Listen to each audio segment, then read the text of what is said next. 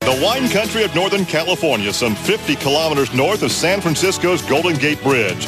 There are more than 300 wineries here in the Napa and Sonoma Valley region, but the only wine tasting these drivers desire is a sip of champagne in Victory Lane. Every spring, the season starts at square one. The beginning builds as preparation for the big one. And a teenager win in Indianapolis! The month of May belonged to Sam Hornish. And Sam Hornish Jr. has beaten Marco Andretti. As we traveled this road, some rose to the occasion. Scott Dixon poised to repeat here at Watkins Glen. While some fell short. He is just furious. And others weathered the storm. Castroneves is in victory lane here in the IndyCar Series. It's the tightest points race in IndyCar Series history. 4 drivers remain with the best chance to fulfill a dream of a championship. This week, the road twists through wine country. Just 2 races remain on the road to the 2006 IndyCar Series Championship.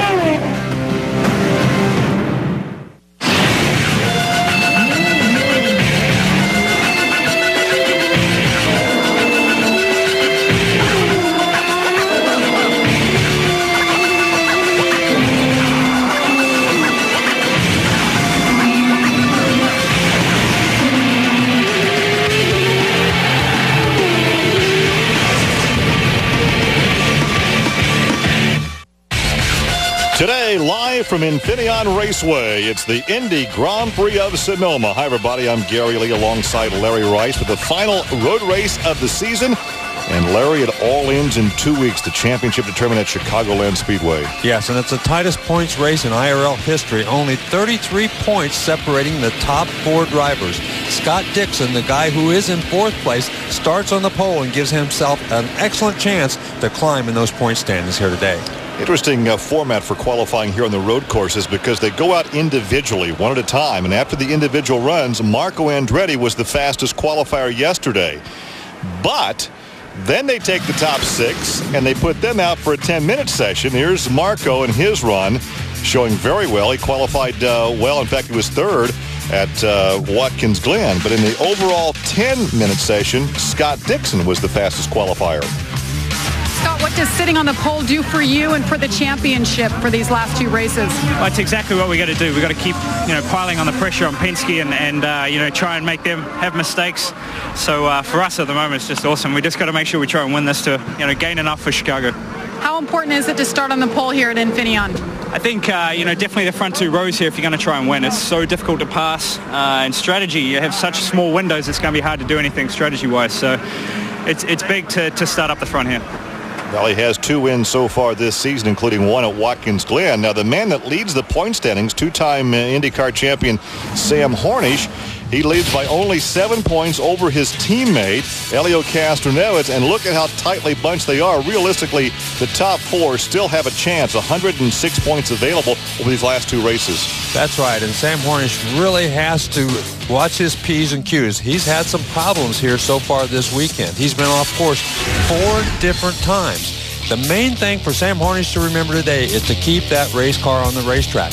If he finishes this race, he's all in one piece. He should be in the top 10. That should still give him a chance. Well, he's never finished better than 7th on a road course, and these are all altercations that have happened during the weekend. He'll start 10th today. We had a chance to talk to him earlier. Well, Sam Hornish Jr. may be the points leader right now, but he finds himself in a bit of a vulnerable position today. We're at a road course, Sam, and it's no surprise, it's no secret that this is not your strength here. What is it going to take for you to keep that points lead going into our final race? Just be smart today, make sure that we make it to the end, give ourselves that opportunity to be there at the end. We're just going to really approach it like we approached Indianapolis, complete all the laps, and see how everything shakes out. I think that's the best thing that we can possibly do. We've seen that it's really tough to pass here. You're starting 10th. It's your worst starting position this year. What is your strategy for today? Just be smart. Don't make mistakes. Try to stay up there, stay ahead of everybody else that we can, and just really be patient. And, last year there was a lot of guys that were really fast, took themselves out of the race by, getting over anxious too soon in the race or even at the end of the race. So we're just going to try to make smart decisions today. Yes, be patient. 2 guys that are going to be on his tail happen to dominate on road courses as we saw earlier this year. Well, Helio Castroneves sits second in the points, is 7 behind teammate Sam Hornish, but third on the starting grid today, and is one of the best road course racers here in IndyCar racing. You've got a bit of a quandary, Helio. Now, what do you do? Do you challenge, charge right off the bat to try to take the lead, or you sit back and protect those points? Well, right now, obviously, we're sitting in a good position, but we can't think about championship yet. It's still a lot of points in the game. What I'm going to try to do, no question about it, is go for it. If I have an opportunity, I'll make it happen. If I don't, just sit it back and let the race come to me. Who among the top 4 drivers now battling for this championship should feel the most pressure to perform here today? Well, I guess all of them are feeling the pressure, and everybody want to win this championship as bad as they can, especially the way it is. So every point counts. So I'm not going to deny that I feel some pressure as well. But you know what? I have enough experience, especially this type of course. So hopefully I will use it. I'll take to Chicago. Good luck today. Thank you. Well, Larry, this is only the second season of road racing for the Indy Racing League, the IndyCar Series. You take a look at the average start and the average finish. Castroneves with the best average start, the worst average finish, and the best average finish down here would be Scott Dixon, and he starts from the pole position. Yeah, he's been terrific on the road course. It should be here again today. Of course, Tony Kanaan could get in there, but look at Weldon. He does not have as good a starting position today as maybe he would have liked. Well, of course, his 2 worst finishes came on road courses this season. We talked with him earlier this afternoon. Well, the good news for the Dan Weldon fans, he's still very much a part of this championship hunt, just 24 points back of Sam Hornish. The bad news, however, is his 2 worst finishes of the year have come on road and street courses, 16th at St. Petersburg and 15th at Watkins Glen. And, Dan, what do you have to do to get a good finish here today? Well, you know what that means, that the 2 bad ones are gone. This is third time lucky. So I think both Target Chip Ganassi racing cars are strong, Scott in particular. I think my car's, it's been very consistent over a long run, but we just need to grab a little bit more speed out of it, which, all the engineering staff do a fantastic job, and I'm sure I'll be good by the race, but I really shouldn't be doing interviews with you. Jamie and I are the only ones that interview together, so I hate to upset you, but this is a special moment for the 2 of us. So your bad luck on road courses continues. Good luck in the race today. Thank you very much. I think Jamie actually introduced him to one of her girlfriends, and I'm not sure what's going on, but there's always been some innuendo there about she being the matchmaker. So good crowd on hand. In fact, there are actually more people up in the turns in those stands watching than here looking over the pit area. But an 80-lap race today, and that will constitute 294 kilometers around this 12-turn road course. A beautiful, beautiful live coverage from Infineon Raceway. It's the Sonoma Valley, which neighbors the Napa Valley, just north of the San Francisco area.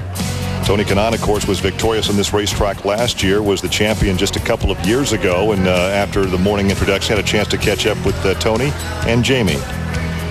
Welcome back to Infineon. I'm joined now by last year's winner, Tony Kanaan. Now, Tony, we're talking about the championship chase here, and it's all about Penske and Ganassi, but you're actually still a contender, and this is it. Today, you have to put up or shut up pretty much. What separates you from those guys? I can do more push-ups than them, I guess. So, well, we're going to be very aggressive from the get-go. I think as a team we have 3 cars in the top 6, so I'll win it. That's what we take. And then obviously we're going to have to play with a little bit of a luck of them dropping out of the race or something. Otherwise, it's going to be really hard to be still a contender. Being realistic, I think it's going to be very difficult, but you bet I'm going to go for it.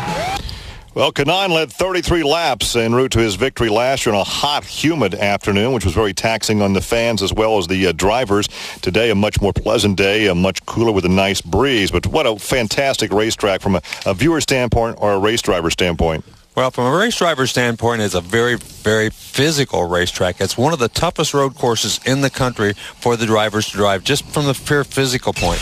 One of it is because of the elevation change. There are huge elevation change. Going up into turn number 3 and 3A, that's the highest point on this road course. It's 17 stories higher than the lowest point down here at turn 9A, the chicane.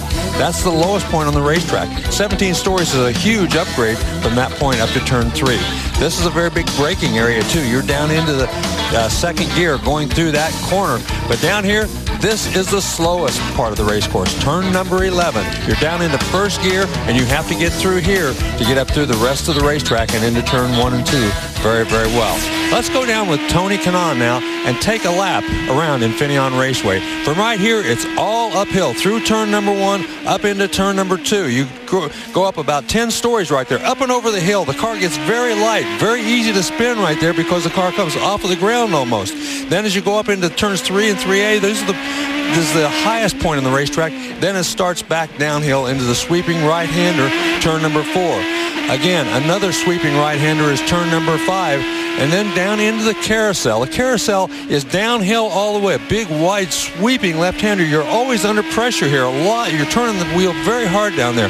Then a long straightaway into a nice braking area, maybe a passing zone into turn 7 and 7A. You have a double apex here, 1 and 2. You get through this corner, and then you head into a whole series of S's down the back straightaway. It's very crooked, but you try to straighten it out as much as you can. Almost no place to pass here, no opportunity. But as you go into the chicane, you can sometimes outbrake somebody. Very hard on the brakes, through here, down into second gear, off the corner, down into the right-hander, along sweeping right-hander, and another good place to pass, going into 11 if you can outbrake somebody. This is the slowest part of the course. You're clear down to first gear here, off, back onto the main straightaway, turn 12, which is really just a little kink, and the start-finish line. The drivers like this track, but I've heard you say a number of times there's no room to pass here, no room to pass here. It's very difficult to pass, so qualifying is of a premium. It's important to start up in front. Well, there's Marco Andretti, speaking of starting up in front, by far his best qualifying effort of the year. He'll start to outside the front row in the second position on 2 occasions this year. He started third, both at Milwaukee on the small oval and at Watkins Glen. He was the fastest in individual qualifying yesterday, but after the 10-lap session with the fastest 6, he ended up in the second position. Tony Kanaan, and there is a Franchitti. His other teammate will start in the 5th position. And Ryan Briscoe, who will start in the 7th position. Yeah, Briscoe had one of the best shots that he's had. I mean, this is the best that car's qualified all year long. Of course, he did very, very well here last year. Well, Andretti Green qualified very well yesterday, and they're all starting up toward the front of the pack here this afternoon. Our live coverage from Infineon, where 3-time Indy 500 champion Johnny Rutherford is the Grand Marshal this weekend. Of course, one of the driving coaches for the Indy Racing League, and he'll have the assignment to both drive the pace car, but before that, he has to say, gentlemen, start your engines, and then run back to the pace car. Yeah, and the crowd coming in nicely here. As we came in very early this morning, there were a lot of people rolling in, so it looks like they're going to have a nice crowd here today. Well, Scott Dixon once again will occupy the front row alongside Marco Andretti. In the second row, Elio Castroneves and Tony Kanaan. And the third row, Dario Franchitti and Dan Weldon. And again, we talk about how vital it is to qualify up front because it is difficult to pass. However, you heard some of the guys talk about last year guys being over-aggressive and taking themselves out. It is difficult to be patient and yet be competitive at the same time. Yeah, and there's Adrian Fernandez. We're taking a look at him as he's got a couple of cars here. Of course, Scott Sharp has not had a good weekend so far. He did not qualify well. Had a couple of excursions off course, as did a lot of guys, really. I mean, we had several people off course, but Fernandez obviously trying to put his deal together for next year. Not sure exactly who his drivers are going to be, but obviously going to be here. Well, Matsura will start 13th today. His other driver, Scott Sharp, at the back of the pack in 17th. Thomas Schechter did not qualify yesterday, and he will start at the back of the pack. Let's go down and join the track public address system for the command to start engine with Johnny Rutherford. Johnny Rutherford! Drivers, start your engines and follow me. Well, he just stayed in the pace car. There's a different one. That's right. Follow me. Johnny Rutherford on board the pace car as the command is given to fire the engines. 18 drivers will start this event. As we indicated, Thomas Schechter did not qualify yesterday. He had some engine problems. He went out on 2 different occasions, but came back in and will document the fact that he is driving hurt today with a sore shoulder. In fact, there were some questions whether he would race this event at all. Taking a look now at the starting grid once again. Up in front, Scott Dixon, his first pole position since the 2003 season when he won the title. He is now 4th in points outside Marco Andretti, his best start of the season in the second position. In the second row on the inside, he's second in the point standings by only 7 behind his teammate Elio Castroneves. Will start inside Tony Kanaan, who won this race last year after leading 33 laps. In the third row on the inside is Dario Franchitti. Franchitti driving for the Andretti Green team alongside former teammate Dan Weldon, who is presently third in the point standings. In the fourth row on the inside, there's Ryan Briscoe. We talked about him starting in the 7th position for the Dreyer Reinbold team. And outside, Vito Mira, 57 starts, yet to find victory lane, but 7 times he has finished in 2nd position. In the 5th row, Brian Herta. He'll be leaving this team to go road racing next year. And Sam Hornish, who leads the point standings, will be starting outside row 5, but he only leads the points by 7 over his teammate. Danica Patrick and her teammate Buddy Rice for Ray Hall Letterman Racing will occupy row 6. And of course, she leaves to go with Andretti Green next year. There's Koski Matsura on the inside of row 7. Outside rookie Jeff Simmons driving for Ray Hall Letterman. That's row 7. In the 8th row on the inside, Jeff Buckman for AJ Foyt Racing and Eddie Carpenter driving for his stepdad Tony George. In the final row, as we talked about Scott Sharp having some difficulty yesterday in qualifying, Thomas Schechter with no time will be starting in the very back position. There was some question as to whether there would be a relief driver, Townsend Bell, take over that car. In fact, he had some test laps yesterday late in the day, but the cockpit didn't fit him, and it was decided that Schechter would run the race. 296 kilometers. The pit window is going to be between 26 and 28, but you're going to see guys pitting way before that because you're going to see them trying to get off sequence so they can maybe get a better advantage. Of course, pole sitter Scott Dixon, that gives him a huge advantage. It should give him a leg up to gain some points. Temperature 25 degrees. Wind only 14 kilometers, not bad. It's a sunny day. It started out very, very overcast this morning, very foggy as a matter of fact, and cool, but it's warmed up nicely, and it's going to be a very, very good race day. And of course, you notice that great helicopter shot. We have the helicopter airborne. You saw them going through turn 7. And of course, the keys to the race: fitness, not as hot and humid as it was, not as taxing perhaps as last season, race strategy, and patience. And again, that's something that's very difficult for any kind of a race driver to employ. Patience. You want to go flat out all the time. Patience has been the big factor here. Castroneves was not patient last year. That's why he got himself in a little bit of trouble very early in the race, put himself out of the event. So you do have to be very patient.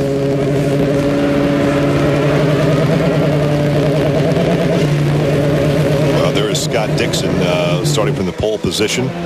There's a look from Kanan's car. And you can hear them telling follow the pace car single file through the course so that everybody knows exactly what's going to go on. They'll be lining up here as they come around to take the green flag, but right now they want them in single file. Danica Patrick starting in the 11th position. Of course, she has 2 more races with Ray Hall Letterman before leaving for the Andretti Green team. There's Eddie Carpenter, who came out of midgets and sprints on the ovals. And again, you hear race control talking to these teams. Obviously, all the drivers now can hear race control. There's Marco Andretti. He'll be starting in the 2nd position. He started 3rd at Watkins Glen and 3rd at Milwaukee. Looking off the back of the Klein Tools Canadian Club car of Dario Franchitti, who starts in the 5th position. There's some questions of whether he will return to this team next year or he'll go road racing somewhere. Yeah, nobody really knows right now. I think he's kind of got some mixed emotions. He likes the road courses much better than the ovals, though. We all know that. Well, there's Thomas Schechter, and he is a big question mark. He injured his shoulder or in the area of the bicep. There may be a torn muscle. He wanted to run, did not want Townsend Bell to run. Townsend Bell lives out in this area, so he flew in by helicopter yesterday, but did not have a seat made. So he got in the car for a late race test session, or a late day test session, we should say. By not fitting the cockpit, he was kind of slammed around inside the cockpit. He said, I can't drive very fast. So with that, they elected to keep Thomas Schechter in the car, but how long can he go? Well, we don't know that, but Thomas was a little upset with his friend because he was kind of confided in him that he was not that he was injured a little bit, and Townsend Bell kind of ratted him out to Larry Curry and told him that he wasn't feeling all that great. So they had a little discussion. He decided that he was capable. Is the friendship over? Well, yeah. Well, he had some ability, but the bad thing is this is the most physical racetrack that they run on. There's no question. You're always under pressure. Every corner you go through, there's a lot of pressure because the uphill and downhill. You're very hard on those right and front, left front corners as you're going through the corner. So it's a very difficult race physically. Well, 3.7 kilometer road course with the 80 laps, 34 shifts per lap. Now keep in mind the shoulder injury for Scheckter is on the left side. He'll be shifting with the right arm. Right. So, but this means his left arm has to do all the work in turning while he's shifting. And a lot of these courses, especially down in here into the chicane. Here's turn 9. This is a chicane. Great overview from the helicopter.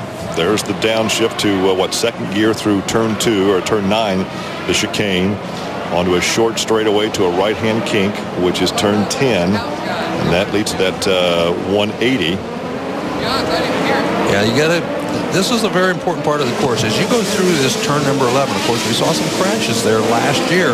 That's where Castroneves got taken out trying to outbrake Danica Patrick as she went through that corner and she had got off sequence on the pit stops. Okay, this is the long course. This is not the turn they're actually going to use for the race, but this is to start the race. Green flag is out. And right away, Dixon grabs a lead over Marco. And Castroneves pulls up the hill in third. Now, you heard Kanaan say how aggressive he was going to be. Almost contact right there as Franchitti got a left rear off in the dirt. Yeah, he had a notion to try to go around Castroneves, got out there. Castroneves didn't give him any room. And now then Kanaan tries to look underneath his teammate. And here's where you get yourself in trouble very early on and take yourself out of the race and the points championship. Last we had 5 different leaders a year ago. So Dixon takes the lead at the opening green. 80 laps to contest this event around this 12-turn road course. This is the carousel, and they head for that double apex turn 7. Yeah, and I think you're going to see, especially the points contenders, be a little bit careful here at the beginning of this race, making sure that they don't make any mistakes. Castroneves back there in third place, just kind of working his way through. And, of course, Dan Weldon back there, he would like to move up, but he's going to do so. He's going to give himself some time to do that. Well, Dixon's right where he wants to be as far as this race is concerned. He's 4th in the point standings. He needs to be aggressive. It's easier to be aggressive when you're out in front leading. Well, Scott Dixon's very confident. He likes this racetrack. He knows he's fast. He was fast in almost every test session here. So he has all the confidence in the world that he can run at this speed, the fastest speed of anybody, all day long. And right now, he looks like every bit as capable of doing that as he feels like he is. These drivers will tell you it's a very difficult racetrack to pass on unless the guy in front of you makes a mistake. And Dixon's not one to make many mistakes. No, and there are not very many real good passing zones. You're right. That's the reason you have to be patient. If you try to stick your nose in someplace where you really don't have the room, you're going to get yourself in a lot of trouble. So you put the pressure on, lap after lap, and then you hope that the guy in front of you might make a mistake. And that's what some of these guys will do, and a guy like Sam Hornish, that's what he can't afford to do. Tony Kanaan, last year's winner, back in the 5th position. He now is in 6th in the point standings, but 79 back, so pretty tough for him to make a charge for the championship with only 106 points available. The winner receives 50 points. The driver who leads the most laps will collect 3 bonus points. And so far this season, Dan Weldon has collected the most bonus points with 15. But those 3 bonus points, if Scott Dixon could lead the most laps, would help him immensely in that points chase. Well, it certainly would. You ride along here with Tony Kanaan, Dario Franchitti right in front of him. And you can see that even when you get down into those corners, you can gain a lot getting in, but getting off and getting a run on them getting off is very, very difficult to do. Well, the lead right now is 1.1 second between Scott and Marco. Elio back 1.8 seconds. It's 2.5 seconds back to Dario Franchitti. I can't tell you that Thomas Scheckter has moved all the way up to 13th position after starting 8th, so that does not surprise us early on. They've got the mechanical bugs worked out of that car, but the question is how long will he be able to run with this taxing racetrack demanding 34 shifts a lap, and he's got a sore shoulder. Well, it is a very, very difficult. Every driver here will tell you that physically this is the toughest race course they run, because not only you shifting, but the turning is so much harder. It's like turning on an oval where you're under stress all the time. And there is Scheckter, who's moved up quite a ways and still gaining on the guys in front of him. He had engine trouble when he first went out to qualify yesterday, so they did not get a qualifying time. They finally got that fixed, but and then it was after that they learned of his shoulder injury. Well, we can tell you that Sam Hornish started 10th. He is still 10th.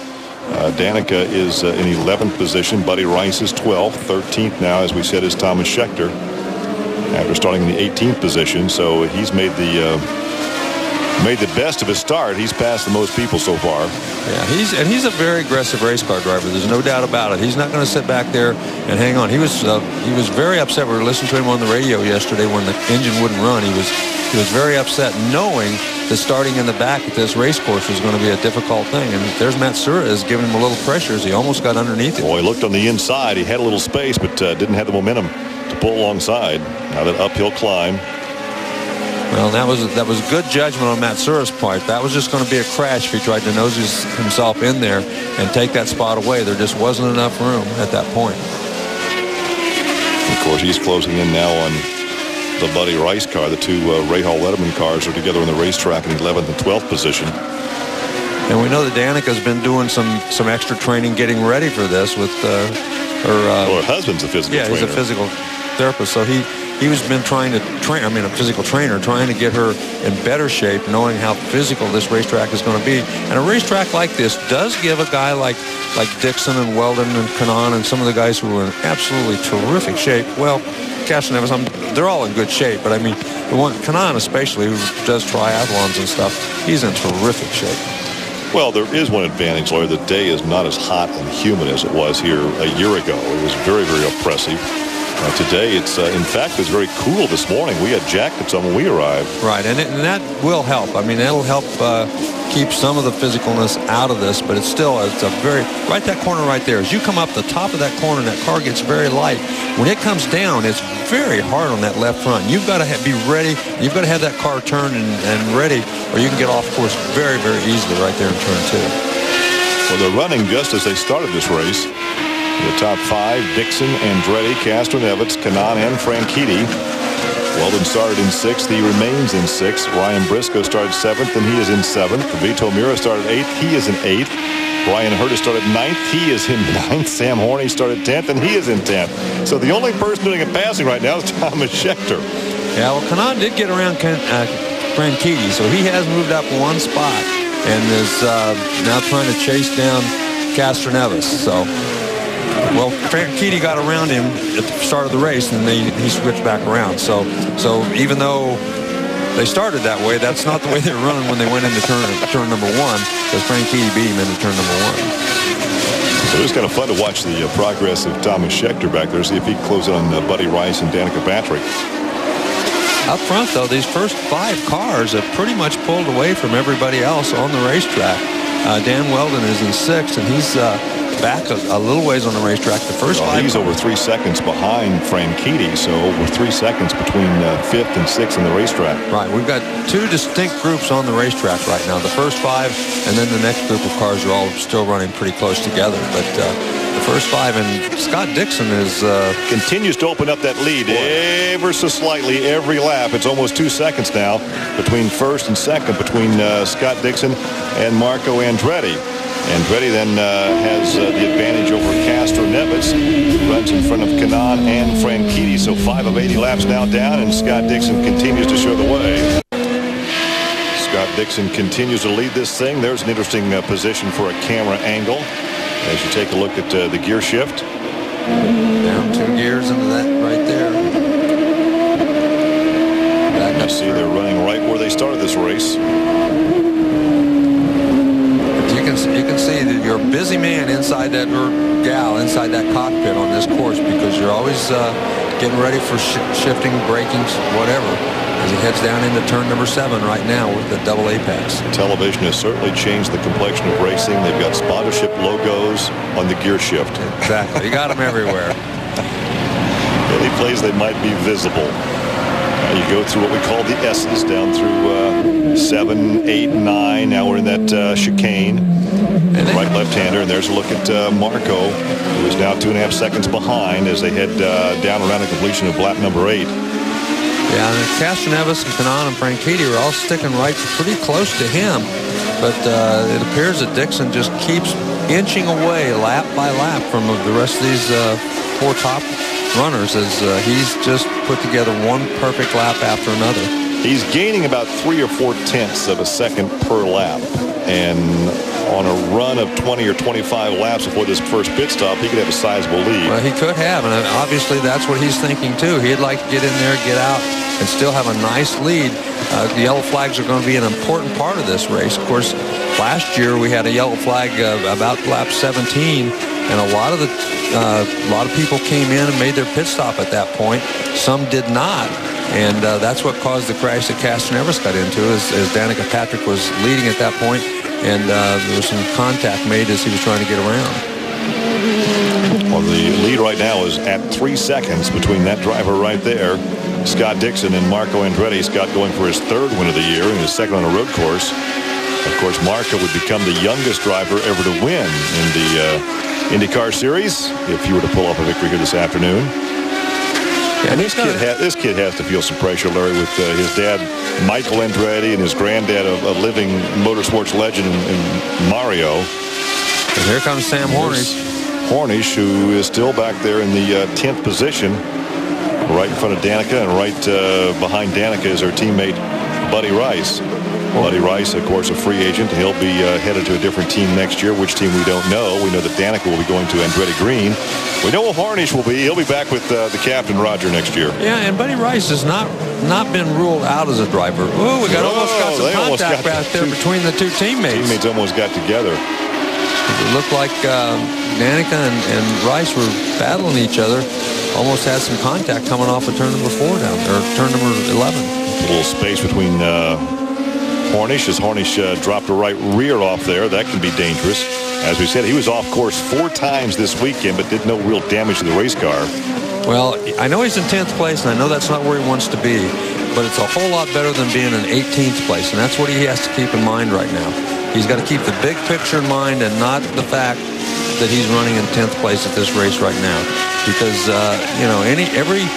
every position he costs himself by a mistake is just that many fewer points he's going to have to take into Chicagoland next weekend. Well, aside from his go-kart experience, he's only been on a road course like 9 times. Now compare that to the fact that his teammate Castroneves has won on 7 different road courses. As you take a look at the point standings right now, if we were finished like this, you got Castroneves taking over the top spot, Hornish dropping back 8 points behind, and Dixon tied with Hornish for 2nd. So, but we've still got a long way to go. Still got a long way to go, but just imagine if you went into the final race with all those cars, 3 cars within 8 points of each other. That would be a do-or-die race for sure. And you saw right there, Hornish again having a little bit of trouble getting off of turn number 11. Uh-oh, we got somebody off the course. Bucknam.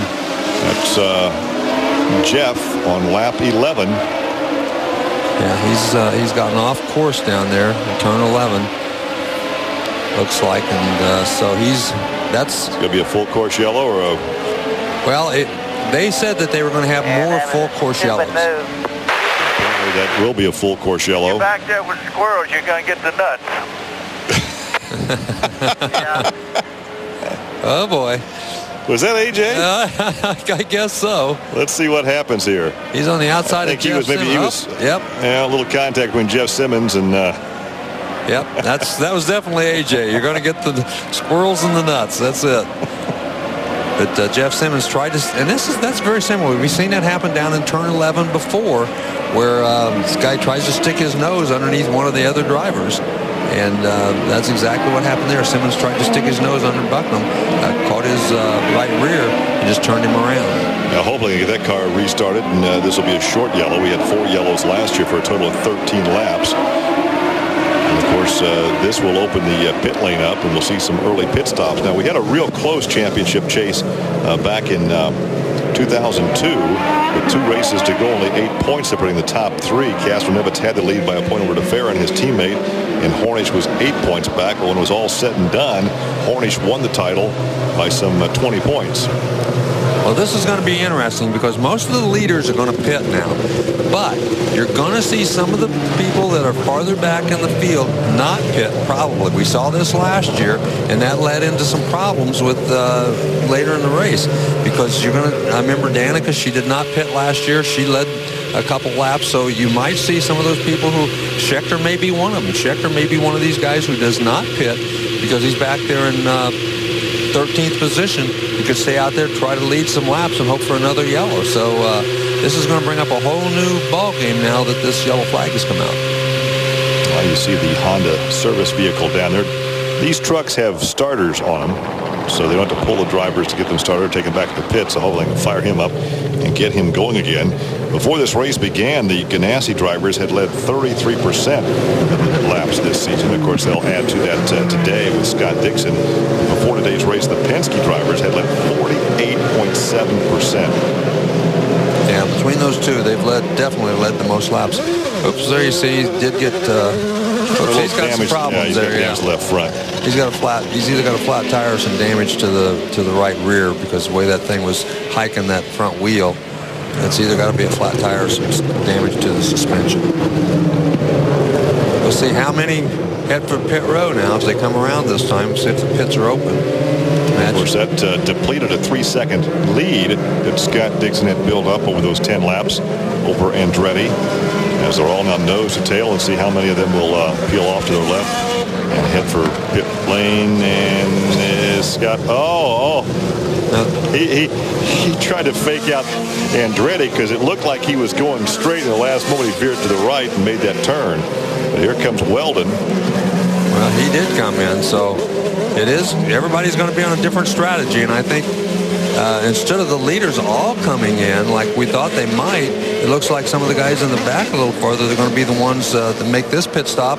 And here comes Castroneves. See, everybody behind Weldon, or a lot of them behind Weldon, came in. So they were going to do just whatever the leaders didn't do, just to try to get off sequence, which is a great strategy. I mean, Dan Weldon, in order to win this race, and Sam Hornish too, to get up front. That's Hornish that came in. Right. They have to get off sequence. They're not going to pass 10 cars on this racetrack. It's just not going to happen. So. Well, and Hornish lost a couple of spots in the pits that time, too. It looked like both of the Ray Hall Letterman cars went on by. Yeah, so he's not having a good day in the pits, which doesn't happen very often. Not for Team Penske. No, they normally the sharpest in the pit, so he's lost a couple of positions right there. Well, that's kind of interesting, but a lot of those people back there in the back, everybody from about 10th on back, did make a pit stop, so... Under yellow for the first time this afternoon with that spin out involving Jeff Bucknam. And your leader remains Scott Dixon over Marco and Elliott. The yellow is out after that single car spin. Some contact between Simmons and Bucknam as Scott Dixon continues to lead. As you take a look at the top 10 right there, Weldon back in the 10th position. So there's a look at Adrian Fernandez, who has two drivers in this race. Matsura is in 9th position. Scott Sharp is in 15th. There is some question as to who will be with this stable next year. We believe that Matsura will come back. There's some question as to whether Scott will stay there or he'll move to a different team. Well, they've talked about him going to Panther Racing, and I talked to John Barnes. John Barnes wants to keep Vitor Meira. He thinks he's a great guy for that job, but Scott Sharp does have some sponsorship money. Meira, at this point, I don't think does have any sponsorship money, and finances are always a part of driver selections in this series. I mean, if you've got big money behind you, it certainly helps. Well, that certainly is the complexion of auto racing across this country anyway, in this day and age. I mean, there's some of these teams that don't have to worry about it, but there are some, as Panther Racing is one, and Dreyer and Reinbold, who do have to worry about getting some sponsors as we get geared up for a restart. Let's see if Scott Dixon can get off 11 and hang on to this lead, because you can bet Marcos knows this is one of his best chances. Well, good quick start. In fact, Marco almost got the jersey barrier. He almost got the concrete wall as the car jumped out from under him. There's a 3-second lead when that yellow came out. I think Marco was a little anxious, flipped the tires just a little bit. Did get a little wide, but not wide enough to let Castroneves get a run on him and get around. So they have run in this configuration since the opening green. Back through the about the top 7 or 8, 10 cars before that yellow came out. We're in the same position he started this race, right along with Kanaan, who is back in 4th position. And that is his teammate Franchitti behind him. Ryan Briscoe rides in the 6th position. I think Tony Kanaan is very quick on the racetrack. I think he's probably quicker than Castroneves at this point, but he just can't find a way to get around it. Oh, we got a challenge up here. That was Herta. Herta and Briscoe battling each other. Herta's moved up a couple of positions. He got around Vito Mira and now gets around Briscoe. So Herta is on the move. Herta, of course, will be leaving. Well, he's going to stay with this team, but he's going to go with their road racing operation next year. And here comes Mira. He goes to the inside of Briscoe down there in the chicane. That's off course. Wow. 3 wide. That's a very, very difficult place to make that pass. Briscoe did a great job to keep that thing on the racetrack. Look at this. They're all grouped up together, side by side, nose to tail. And we're talking about 8, 9, 10, 11, 12, 13, 14, 15th position, all right together on the racetrack. Yeah, Sam Hornish was one of those guys who was on the outside back there. And some of the slower cars up there in front, slowing up some of these guys. Now, this is a place where Sam Hornish has got to use some patience. He and Dan Weldon both. Back here, you've got to be very, very patient when you're running in a group of cars like this, especially when you're faster than they are. Well, there's Danica right behind Ryan Briscoe. Scheckter now has moved up to 12th position after starting 18th. He did not make a pit stop earlier. Hornish did, and Hornish right now being shown in the 14th spot. Yeah. All those drivers back in there in that area, except Briscoe, have made pit stops. Briscoe's the only guy back there in that group that did not make a pit stop as he stayed on the racetrack. But he's lost several positions. He restarted back up there in, I think, 7th or 8th spot. He's fallen back to 10th right now. There's Danica with Scheckter right behind her. Danica started in the 11th position. That's where she rides right now. Scheckter back in 12th. And right behind Scheckter is Buddy Rice. Then it's Sam Hornish. Right behind Sam is Simmons, and Simmons goes to the inside of Hornish. Made a move almost like he made on Bucknam. Yeah, he certainly did, and that's something that Sam Hornish can't afford. He can't afford to have somebody get in there. Now watch Briscoe and Matsura. Yep, Matsura just 2 laps ago, and Matsura just kind of punted him off the racetrack, but no damage. And here comes Mir on the inside. Yeah, Briscoe, once he got off course and had to get way out of the throttle, he gave away a couple more spots as Mir went by him too. But he did a good job just to keep that thing on the racetrack as Matsura just kind of muscled his way in under him. Surprisingly, Dan Weldon has not done better this week than what back in 9th position after making that pit stop into that yellow. And now we're watching Briscoe, and he seems to be having all sorts of problems as he's falling back. And Hornish is really getting a lot of pressure back there. It's Buddy Rice and Simmons both. And you can see he was very wide on the racetrack right there. Gave them a lot of opportunity to get under him. Well, he's gotten around Buddy. So. And now he's trying to close in on Danica. So you see Buddy, then you see the Simmons car, the green and blue one, then Sharp. Car of Ed Carpenter. And you can see right now Buddy Rice trying to get back up there, get back up there and get that position back as he's all over him. But that pit stop that he had cost him some ground on the racetrack. Now then he's having to make up for it and try to get back around some of both Buddy, which he has done. His hope is that, of course, this goes green, stays green, and these guys up in front will have to make a green flag pit stop. Well, that's right, because right now Weldon is the first guy on the racetrack who's already stopped, so he would inherit the lead, but then Patrick and then Hornish would be in 3rd. Well, we're being told that Scheckter is making a pit stop. Well, he must have a problem because... yeah, why would you make a pit stop now when we had the chance to make a pit stop under the yellow? Well, he did make a pit stop under the yellow, so he's already been in once, so there's another problem with his car. Whatever it is, well, they changed the tires, made no adjustments. Well, he might have thought he had a flat tire. But, and who knows? This could again work to his advantage somewhere down the line because he's not going to lose a lap, and he's made the latest pit stop, and maybe it's a strategy move too.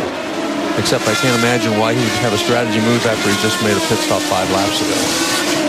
He wouldn't burn up that much fuel. No, he wouldn't have burned up that much fuel. So probably a flat tire. Well, Scott Dixon has led from the start. Remember, there are 3 bonus points for the driver that leads the most laps. He's led 18 so far of the 80 schedule. Marco continues to ride in second, almost 2 seconds behind Castroneves. It's now 2.6 seconds back in third. Tony Kanaan is fourth. Franchitti is fifth. And Turda, Matsura, Vito Mira, Dan Weldon is ninth, and 10th is Ryan Briscoe. Well, next year, these cars are going to go back to the 3.5-liter engine instead of the 3-liter engine they're using this year. And one of the main reasons is so that they will have more torque on these road courses. They're also, of course, switching to ethanol, all ethanol fuel. They feel that the 3.5-liter engine will be better suited to that ethanol fuel, so they are going to switch engines next year. They just announced recently, so they're going to go back to the 3.5-liter engine for the 2007 season. A couple of years ago, Larry made a big issue out of the fact that Tony Kanaan, when he won the championship, had completed every lap of competition. And so far this year, Scott Dixon has completed all but 6 laps. He leads this thing. He's completed 99.7% of all the laps. And Dan Weldon, his teammate, has completed all but 59 circuits for 97.3%. So when you talk about the shootout between the Ganassi and the Penske team, Ganassi's been consistent. Well, and some of those laps he did not complete. A couple of them were up there when he ran out of fuel a couple of races ago, which was just a complete misjudgment on his team's part and had nothing to do with anything he did. So hadn't been for that, he would have had even fewer laps that he had missed. You're watching Buddy Rice right there, number 15, as he follows Hornish back in the 13th position as they head up to turn 7, this big right-hander. This is where Hornish got in trouble last year, or Castroneves got in trouble last year in turn 7 with Danica. No, that was in turn 11. Was that 11? Yeah, it was turn 11, the very last corner going onto the front straightaway. So, well, who had trouble up in turn 7 last year? I don't remember. Thank you. I was counting on you to know all that. Sorry, I don't remember. Since I messed up, I was counting on you. I thought that was turn 7 where Castroneves got in trouble. No, that was after the pit stops, the early pit stops, and she had stayed out. But right now, Dixon is the guy who is doing the perfect lap. I mean, well, he's hitting all of his marks. He's hitting every mark. He hasn't had a wheel off. And just watch, and he shifts gears here. He's back to a 2.5-second lead. Remember, it was 3 seconds when the yellow came out, so he's built it back up to almost where it was before. See, can you talk about that's the downshift. Just hit it with the palm of the hand. And you see him upshift, grab it, pull it up. But they know where these cameras are going to go, so they put those stickers on there after the camera position was put in, and they looked in the little viewfinder to make sure it showed up well too. Believe me, I've seen them do this several times. That's what marketing guys get paid the big bucks for. That's exactly what they get paid for, making sure their guys get on TV. But right now, Dixon is the man. He's showing them how to do it. You see what gear he's in, up to 5th, up to 6th. 100% throttle. Now watch the brake, 100% brake. The downshift. Yeah, it's amazing. That's a very, very difficult chicane right there. And then he goes into this very last corner, which is, again, the slowest corner on the racetrack. And again, his lead 2.5 seconds over Marco with Helio back in third. And over Marco's 3.1 seconds and 3.8 over Castroneves as he's led all 22 laps. Well, so, if something happens to Castroneves, and let's say Hornish finishes back in 10th, 11th, and 12th, and should Dixon lead this thing the most laps and win it, makes it real interesting as we head off to Chicago in 2 weeks. It makes it real interesting even if they finish as they are right now. They've all three got an excellent chance to win. But, yeah, there's so many things can happen, and this is such an important race for every one of these guys. Scott Dixon, he's doing what he's got to do. He's leading. He's running fast. He's doing everything perfectly to this point. I think the guys who really right now have to kind of watch their P's and Q's and make sure they don't make any mistakes are probably Castroneves and Hornish. They're the two guys that have led most of the laps this year. They've always had things pretty much their way, but if either one of them makes a really bad miscue here, it could really hurt their chances come Chicago. Well, of course, a former champion on the track right now, the 2003 champion. That year he had 5 pole positions and not won a pole since 2003 till this weekend. But over the past couple of years, this Ganassi team has struggled primarily because of the engine. Well, the leading teams had the Honda last year. They had the Toyota. They struggled. And now, of course, they've got the Honda power plant, and they've been much more competitive. Well, with this Honda, Scott Dixon and Dan Weldon have both been very, very strong with Ganassi. Ganassi, I forget what the total car count was that they crashed last year, but it was 17. Yeah, it was a phenomenal amount of cars that they crashed.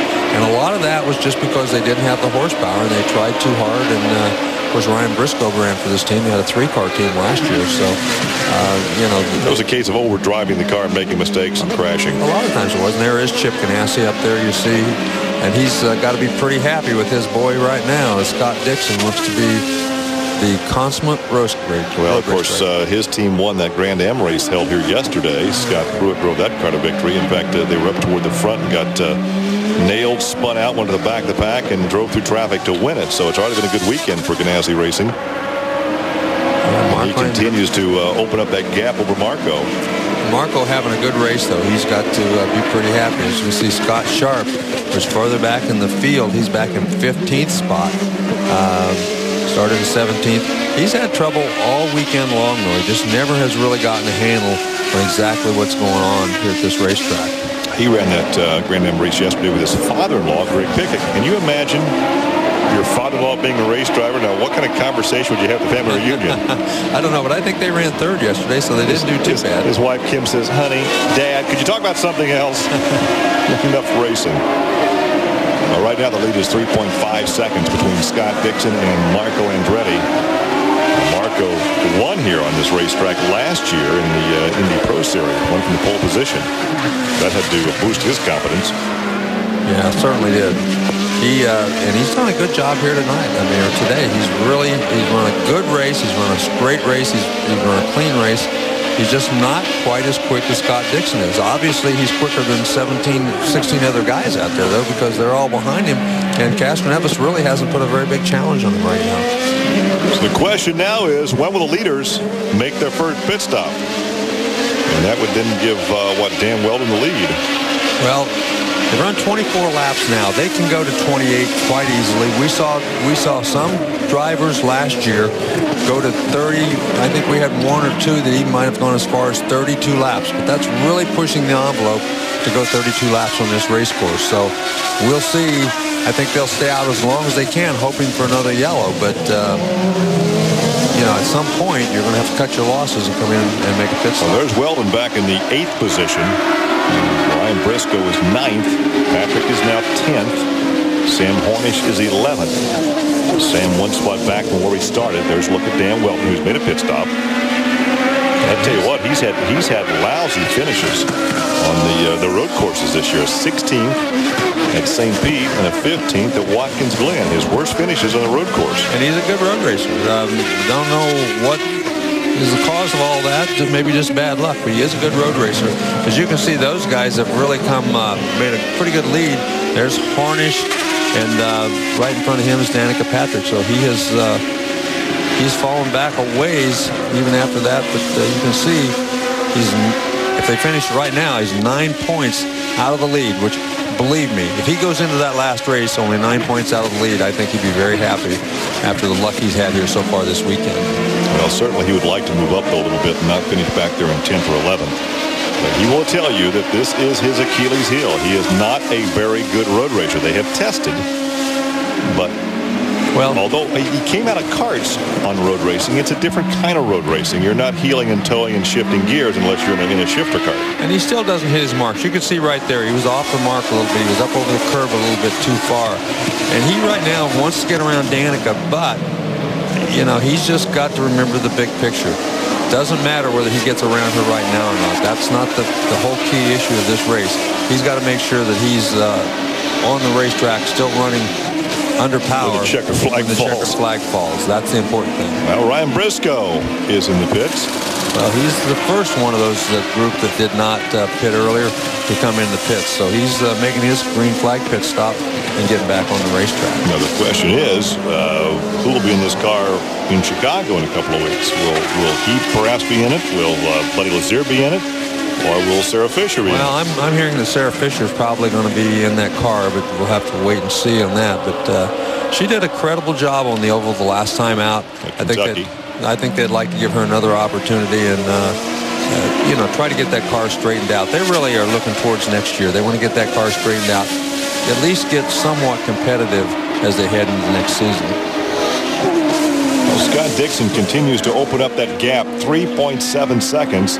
And Castroneves, who's been running in third, peels off, and he heads to pit lane on the 28th lap.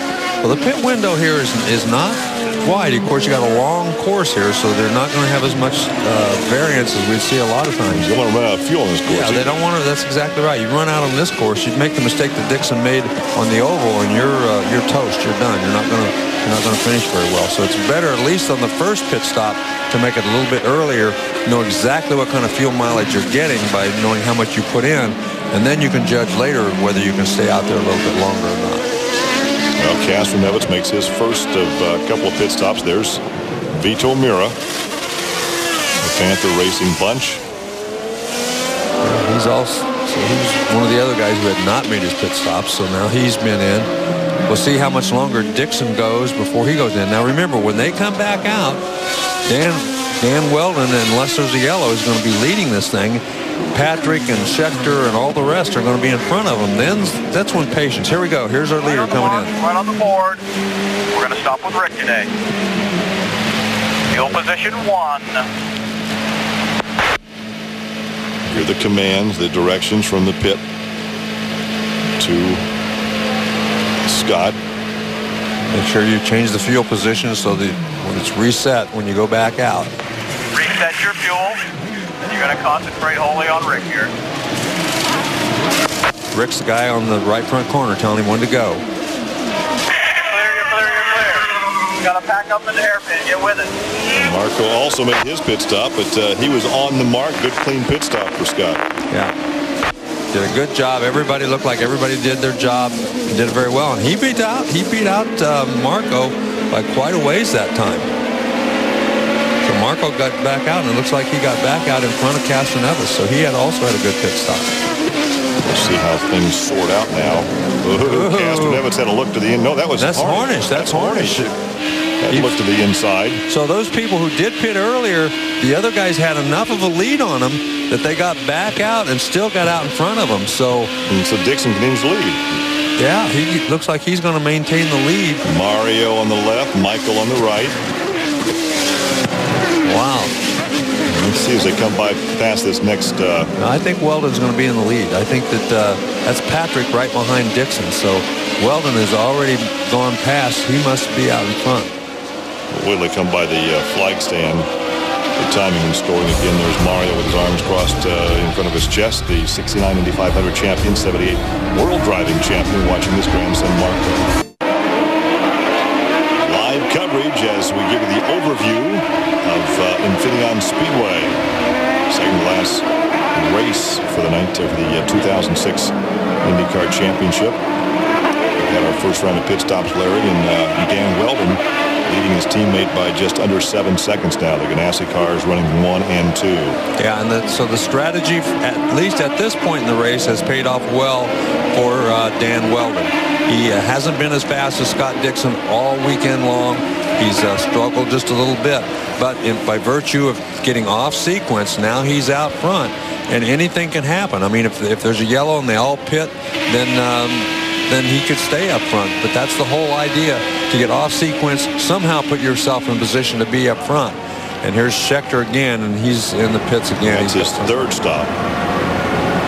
But and you can see whatever he made that second pit stop for, it hasn't gotten a lot better. So he's back in again, and they're looking at see if they can figure out what the problem is. Well, that's curious that the two front wheels were off.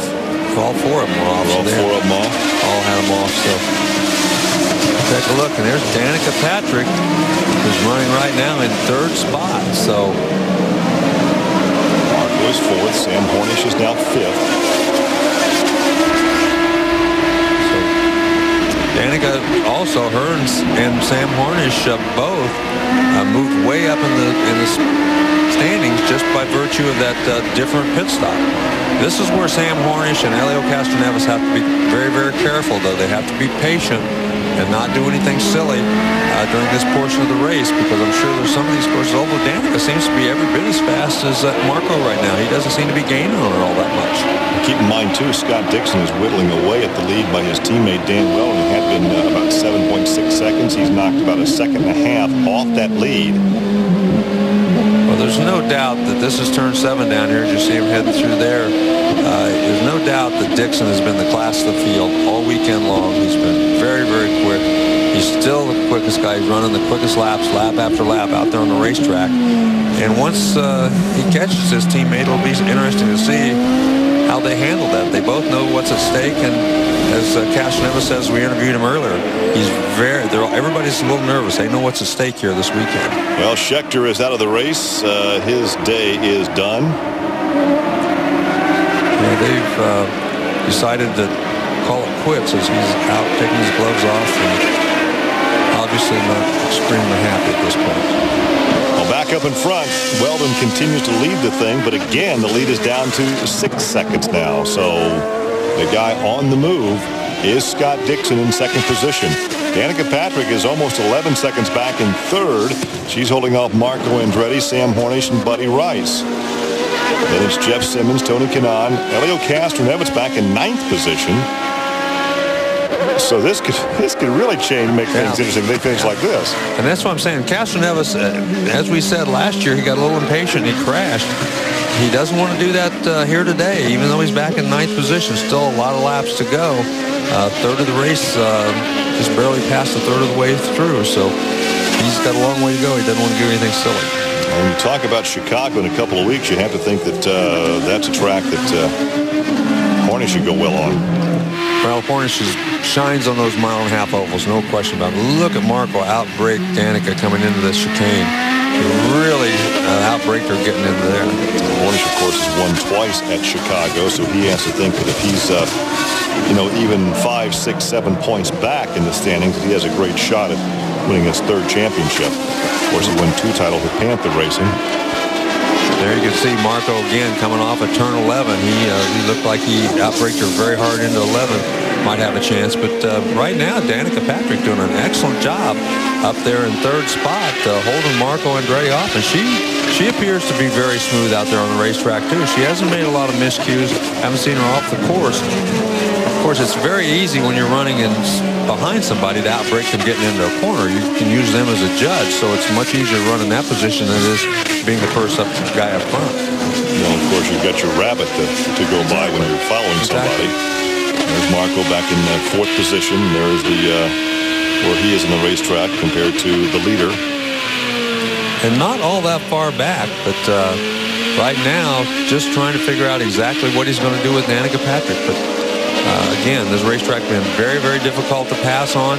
Danica just keeping the line straight. As long as she doesn't miss a shift or get off course, it's going to be tough. And there's Hornish also, although he looks a little more ragged than some of the other drivers, he does appear to be running some pretty quick laps out there. He's not all that far off the pace. All right, now Hornish in the fifth spot, some 7.5 seconds behind. Now, Scott Dixon, wow, he's cut that lead to 4.5 seconds. He's cut 3 seconds off the lead since that pit stop. Yeah, he's definitely he's running a half a second quicker than anybody else on the racetrack. Weldon's running some very good laps. Danica Patrick's running some very good laps, but Dixon right now definitely running the quickest by just about a half a second of anybody on the racetrack. Watching Buddy Rice, who's back in the 6th position after starting in 12th. There's Simmons right behind him, the other rookie. Only 2 rookies in this race. Jeff Simmons in number 17, of course, Marco in 26. There's the gap, how far he is back in 7th position, some 15 seconds behind the leader. But that shows you how difficult it is. Kanaan's been very quick here all weekend, all day long. And once he got behind Jeff Simmons, he's put a couple of moves on him, but he just has not had any place to really get a wheel in and around him without taking a real chance. Of course, Kanaan, before the race began, talked about how aggressive he had to be. And I guess you can be aggressive, but you also have to find a good place to pass. Well, that's right. You can't be overly You can't nerf somebody out of the way. Yeah, you can't, exactly. You can't hit somebody, because if you hit somebody, you're going to put both of you out of the race. So you got to be very careful. And still, I'm sure he knows. Right there. He thought about it. He had his nose in there. Now then, let's see if Castroneves can take advantage. Castroneves, once he had to try to outbrake him, get on the brakes, and was kind of offline, Castroneves thought that might be his chance to make the pass. Just didn't happen. He didn't have enough room. Franchitti right behind those two drivers, though. Now Franchitti back in 9th position. Just kind of biding his time, but that was a good opportunity, and that's the kind of thing you have to wait for as a race car driver on this racetrack. When Kanaan stuck his nose under Simmons, couldn't make the pass, kind of got offline a little bit. It gave him a chance, but he didn't have enough speed. Larry, before the race, if someone told you at lap 36 you'd have one Penske driver in 5th and one Penske driver in 8th, you wouldn't believe it was Hornish in 5th and Castroneves mid-pack. But that is all part of the strategy, and that's why strategy plays an important part. Now, these other drivers are going to have to make a pit stop here, before too much longer. They've made their pit stop on lap number 12, so on lap 35. So they don't have a lot longer to go before they're going to have to pit. Ryan Hardy now in 10th position. He runs some 11 seconds behind the leader. So once again, with 37 laps about to be completed, Dan Weldon leads this thing now only by 3 seconds over Scott Dixon. Patrick is still 3rd, Andretti 4th, Hornish is 5th. But by far, Scott Dixon is the fastest driver on this racetrack, and he is chopping away at that lead, enjoyed by his teammate Dan Weldon. Coverage from Infineon Raceway, and there's the gap between 1st and 2nd. You're riding with Scott Dixon now in 2nd place as they work on lap 39, approaching the halfway point of an 80-lap event. And you can see the gap has closed down between 1st and 2nd. At least one more lap before Weldon comes in. Yeah, it looks like they've decided that they've had enough. They're gonna bring him in on lap after 27 laps. They think that's long enough on this fuel round, so they're going to bring. There was a roll of the dice that didn't quite work for Ganassi. Not quite. That's the only thing they had going for them, though. It might still work. They get back out, and there's no more yellows until the next pit stop. It could still work in their favor, but you just never know. The green will have to stay out for another 15 or 20 laps, though, so that Dixon and all the other drivers will have to make their pit stop. Well, Dixon now is closed up on the rear wing as they'll pull up behind Scott Dixon. This on lap 39. Now they're getting into some lap traffic too, so that's going to play a part in what happens too. We'll see how aggressive Scott Dixon is when he gets up behind some of this lap traffic, and see if they let him go or not. All right, let's see. Is it coming in? Yeah. Here comes Weldon. And of course, you've got to make sure you hit your marks in here too. Dan, when you get to us, we're wide open. Wide open pits, he's being told, because nobody else is in there. Okay, Dan, we're going to be going on tires here. Focus on Dave. Remember the last race, he actually came in and was too far away from the inside wall, and they had to move the rear of the car so they could engage the fuel line.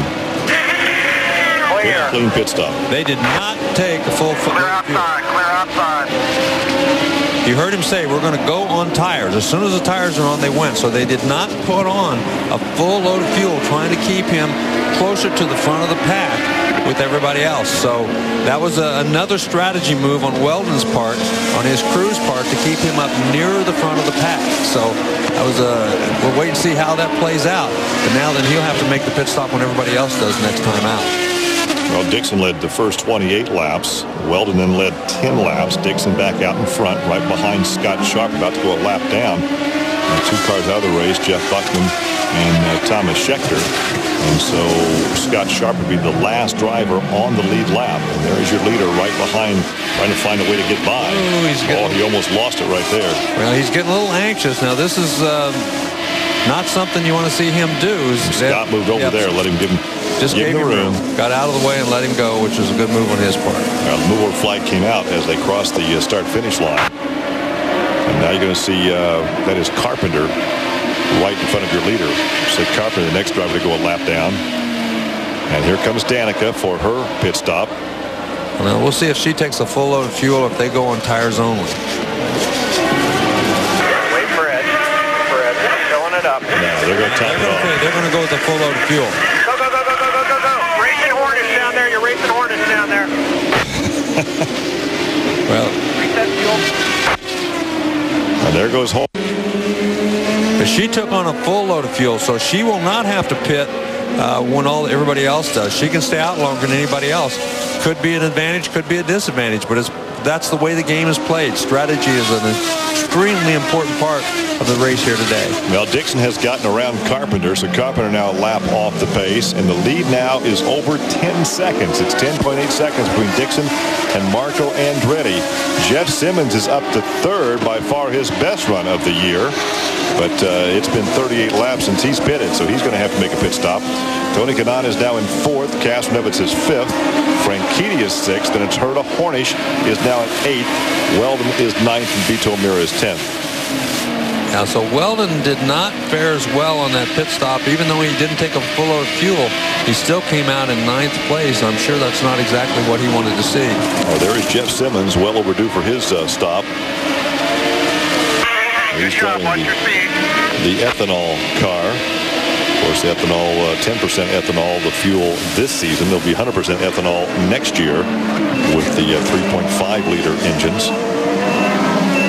But that's not really a major change in the engine department from the 3-liter to 3.5. No, it's what they always ran before. The big thing will be that normally there's Marco, and you can see the distance, what distance 10 seconds is. The big difference is going to be the ethanol does not, in an automobile, regular automobile, does not get as good a fuel mileage, and I don't think it will in these cars either. And with the bigger engine, the 3.5 liters, they're going to get worse fuel mileage. So you're going to see a lot more frequent pit stops, and probably as much as the 10 or 15% fewer laps between pit stops because of the more fuel consumption. Once again, Dixon is out in front now on completed lap 42, and that interval between first and second just over 10 seconds. Tony Kanaan now 15 seconds back in third. Castroneves is fourth, and Franchitti is fifth. And you're right along on board with Scott. Dixon has led the most laps, and that would represent 3 bonus points. And through the carousel. Castroneves lost a spot in the pits, so that's, again, not very characteristic of those guys, because he was ahead of Kanaan before the pit stops.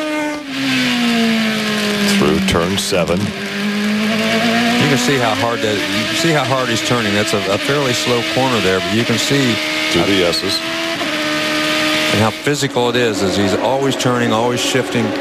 You're plenty tired when you get out of the race car after this race, I'm telling you.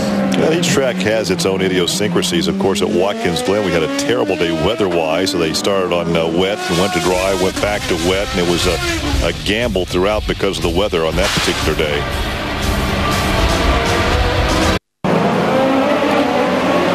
Overhead view of Koski Matsuura bringing out the second yellow of the afternoon. He almost got T-boned right there in that real slow part of the racetrack. Yeah, and I think you're going to see that there was some contact that got him around. Turn 11, we've talked about before. A good place to pass if you've really got position, but it can also be a big trouble. And right there's the reason. That's Buddy Rice, who has a left front wing. And as he looked like he stuck his nose in, much as we saw in the last accident that happened down there. Stuck his nose under there, got it under the right rear of Matsuura, and caused Matsuura to spin. He's, of course, going to have to go in and... This is not touching the tire. Here's a replay. There he is. He sticks his nose under there. Matsuura just didn't see him. Tried to make the apex of the corner like he normally would, and they made contact. That's a very difficult thing to happen. That's a place where the driver doesn't expect you to stick your nose in there. He can't see you until he's already committed to make that turn. But Matsuura is going to come out on the short end of this one because he's going to lose at least one lap while he's sitting there. Well, Buddy will lose some ground because they'll change the front wing on the Ray Hall Letterman number 15. Yeah, there's Buddy. He may not lose a lap, though, under the yellow. not be as big a disadvantage for him as it was for Matsura. See, there's 4 bolts that hold that on. You put all 4 of them in there, got going again. And Matsura underway again, so both combatants in that altercation back on the racetrack. Matsura will lose at least a lap, and Buddy probably will not. Well, it'll be interesting to see here how many of these drivers do make a pit stop, because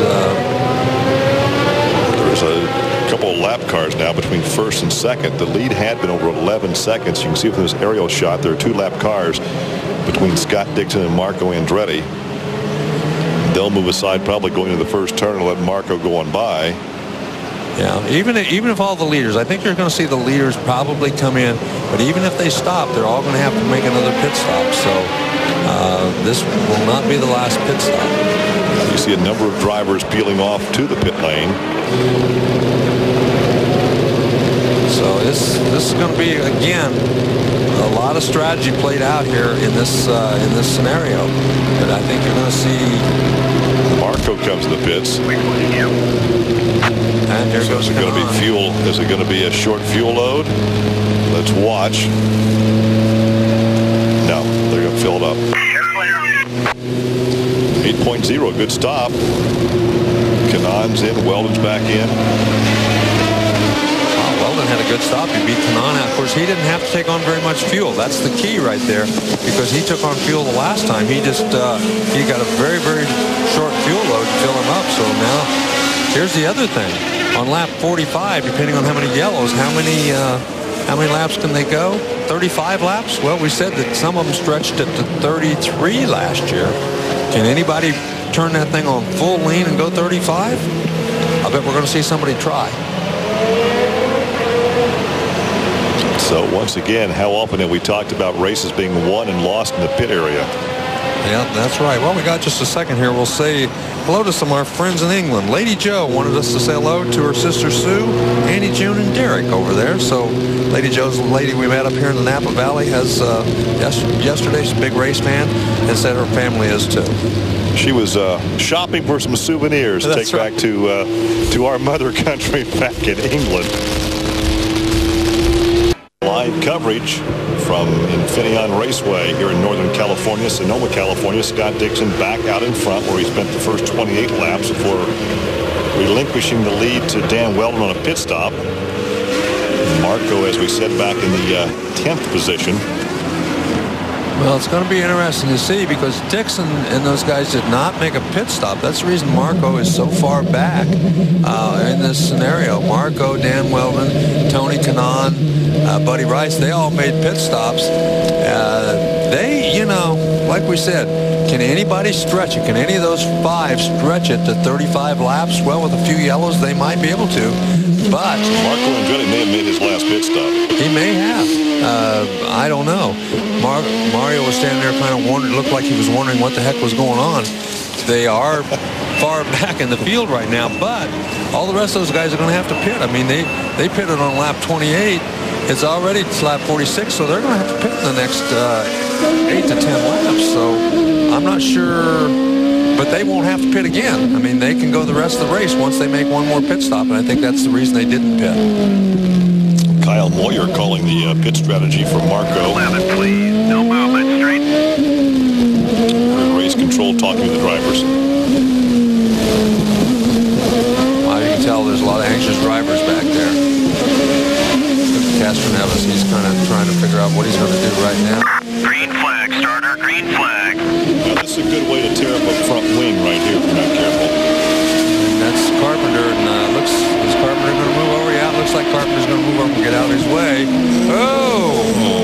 Man, that was Franchitti. Franchitti almost got into Carpenter. Yeah, it didn't look like he was going to give Franchitti enough room. Franchitti kind of snuck his way in there and forced his way through. Oh, we had somebody off the track back there. 5 different leaders last year. We've only had 2 leaders so far this race this year. Vito Mira just got around, looked like Brian Herta. Yeah, Herta's gone up. He got around too, and you can see right there a couple of very concerned father and grandfather is Marco, very deep back there in the field. And what they're really concerned about is not what Marco is going to do. It's about what as A.J. Foyt said, the squirrels and nuts in front of him are going to do. That's what they're really concerned about right now. There you can see. Right behind Simmons. He's already been in one altercation with Jeff Bucknam earlier. Right in front of him is Hornish. So, you know, he's got to be aggressive, but he's got to be careful all at the same time. And look at this. Hornish is going to get under Carpenter.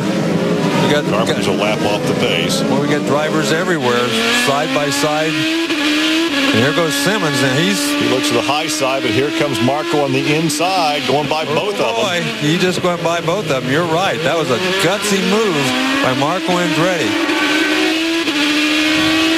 Well, he actually used the 20 car as a pit.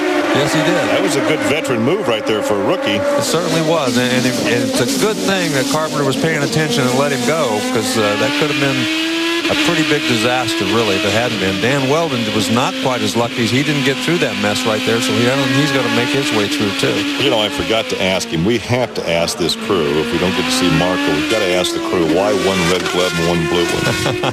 I don't know either.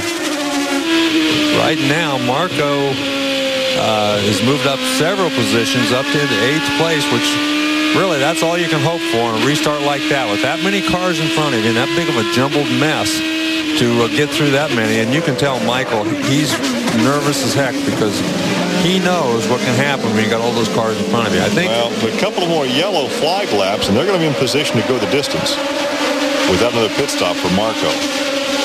Well, Weldon could go the distance. Kanaan could go the distance.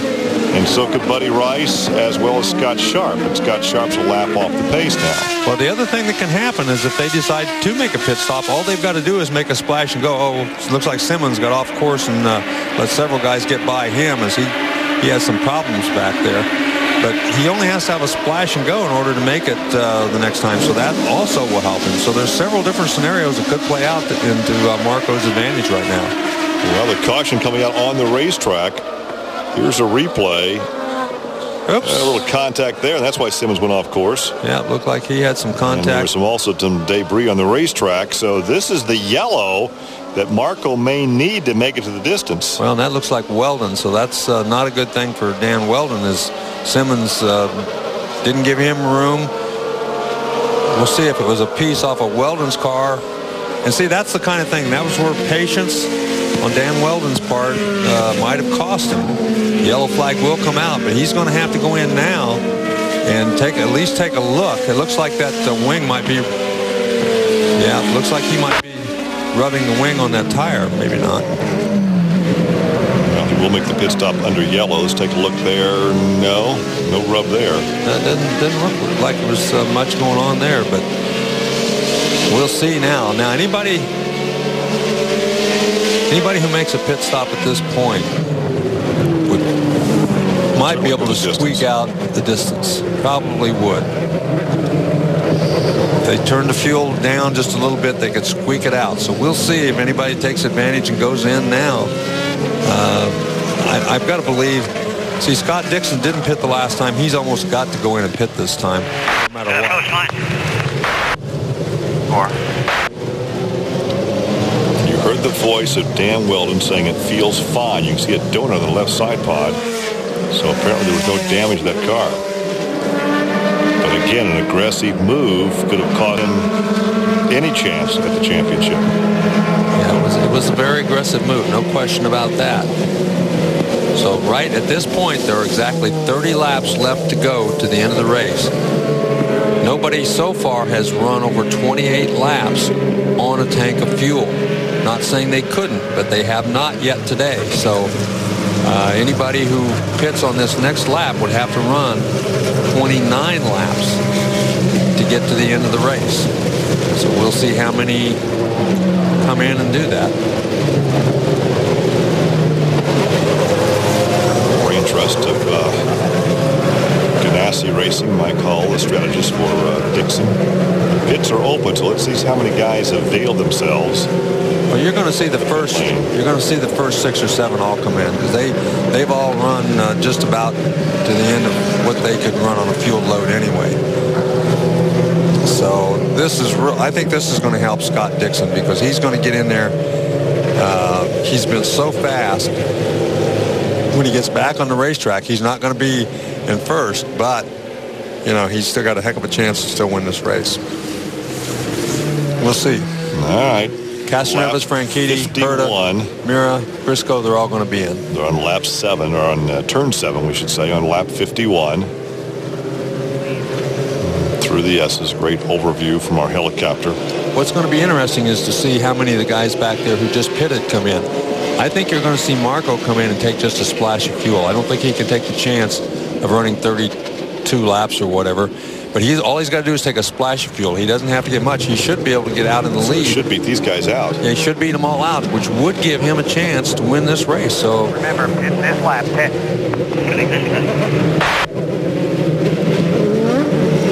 Last pit stop was lap 45, so they're sounds like they're telling me he is going to pit. So they're going to go in, take a.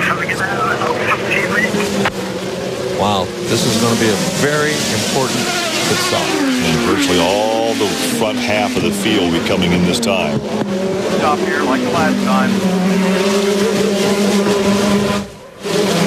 Oh, Marco stayed out. He did, didn't he? Well, this could be.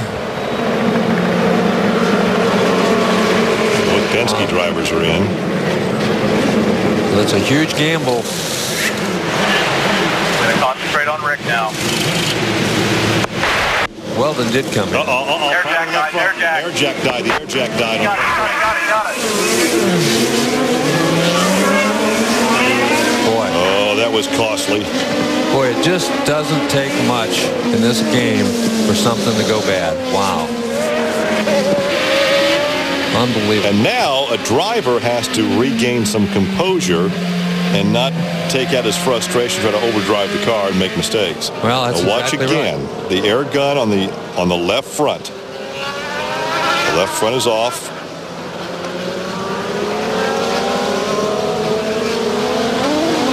It didn't get up in the air. Now then they're lifting it up to where they can get it on. It was the air line. It wasn't the air gun. It was the pneumatic jacks. Yeah, the jack on the left front didn't go up. All the rest of them went up except the one on the left front.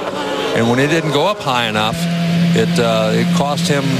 Well, look at all the mirrors in front of him. There's several cars that got around him on pit lane, and those are pretty fast cars. And you're right, it's going to take a lot of composure. He's so much faster than everybody else. It'll be interesting to see, though. But boy, that cost him probably 4 spots on the racetrack.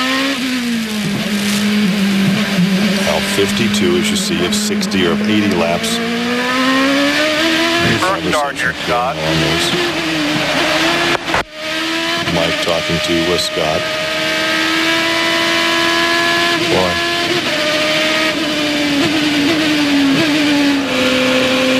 Marco Andretti is now being shown as the leader, our third leader of the afternoon. Wow. He's going to have to make another pit stop. I just don't see how he can make it to the end.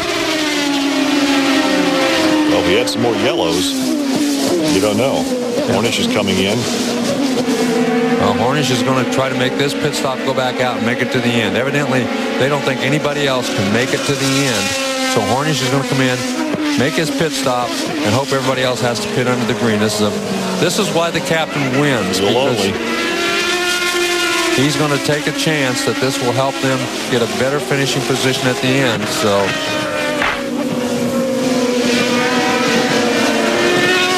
Well, we're being told it wasn't a strategy move, that they didn't get enough fuel in during their last pit stop. So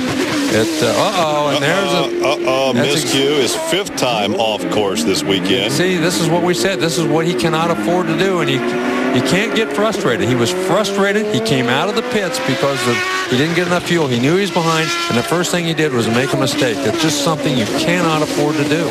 Okay, let's sort through the field now. It's Andretti, Kanaan, Patrick, then Rice. Here's a replay of what just happened to Hornish. Yeah, he just got in there right out of the pits, got a little hot.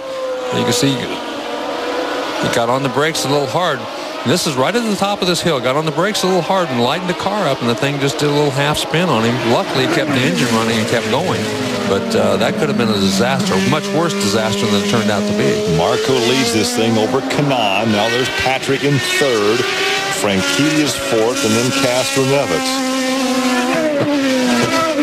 Keep in mind, in the individual qualifying yesterday, Marco was the fastest qualifier. But when they went to that format where they send the fastest 6 drivers out for a 10-minute session, he actually was second in that session to Scott Dixon. Dixon led the first 28 laps of this race. Wow. Dixon is back in 10th spot. This is going to be that jack is really going to put him in a world of hurt. Important. Look at that now. Then instead of being 8 points out of the lead, if it was in now, he'd be 33 points out. A huge, not mistake, just a disaster for them. Have that air jack not work properly. Right now, he'd get 3 bonus points for leading the most laps. But right now, with 53 laps complete, Marco leading Tony Kanaan, Danica Patrick, Dario Franchitti, and Elio Castroneves. Weldon is back in 7th position, and his teammate Dixon back in 10th as we're working on lap 54. Riding along live with Scott Dixon. As you see the top 5, Scott's not in the top 5 now. He's led the most laps this afternoon, but he's back in the 9th position after a bungled pit stop. Well, this is the first time all year long that this late in the race we haven't had either Ganassi or Penske car in the top 4.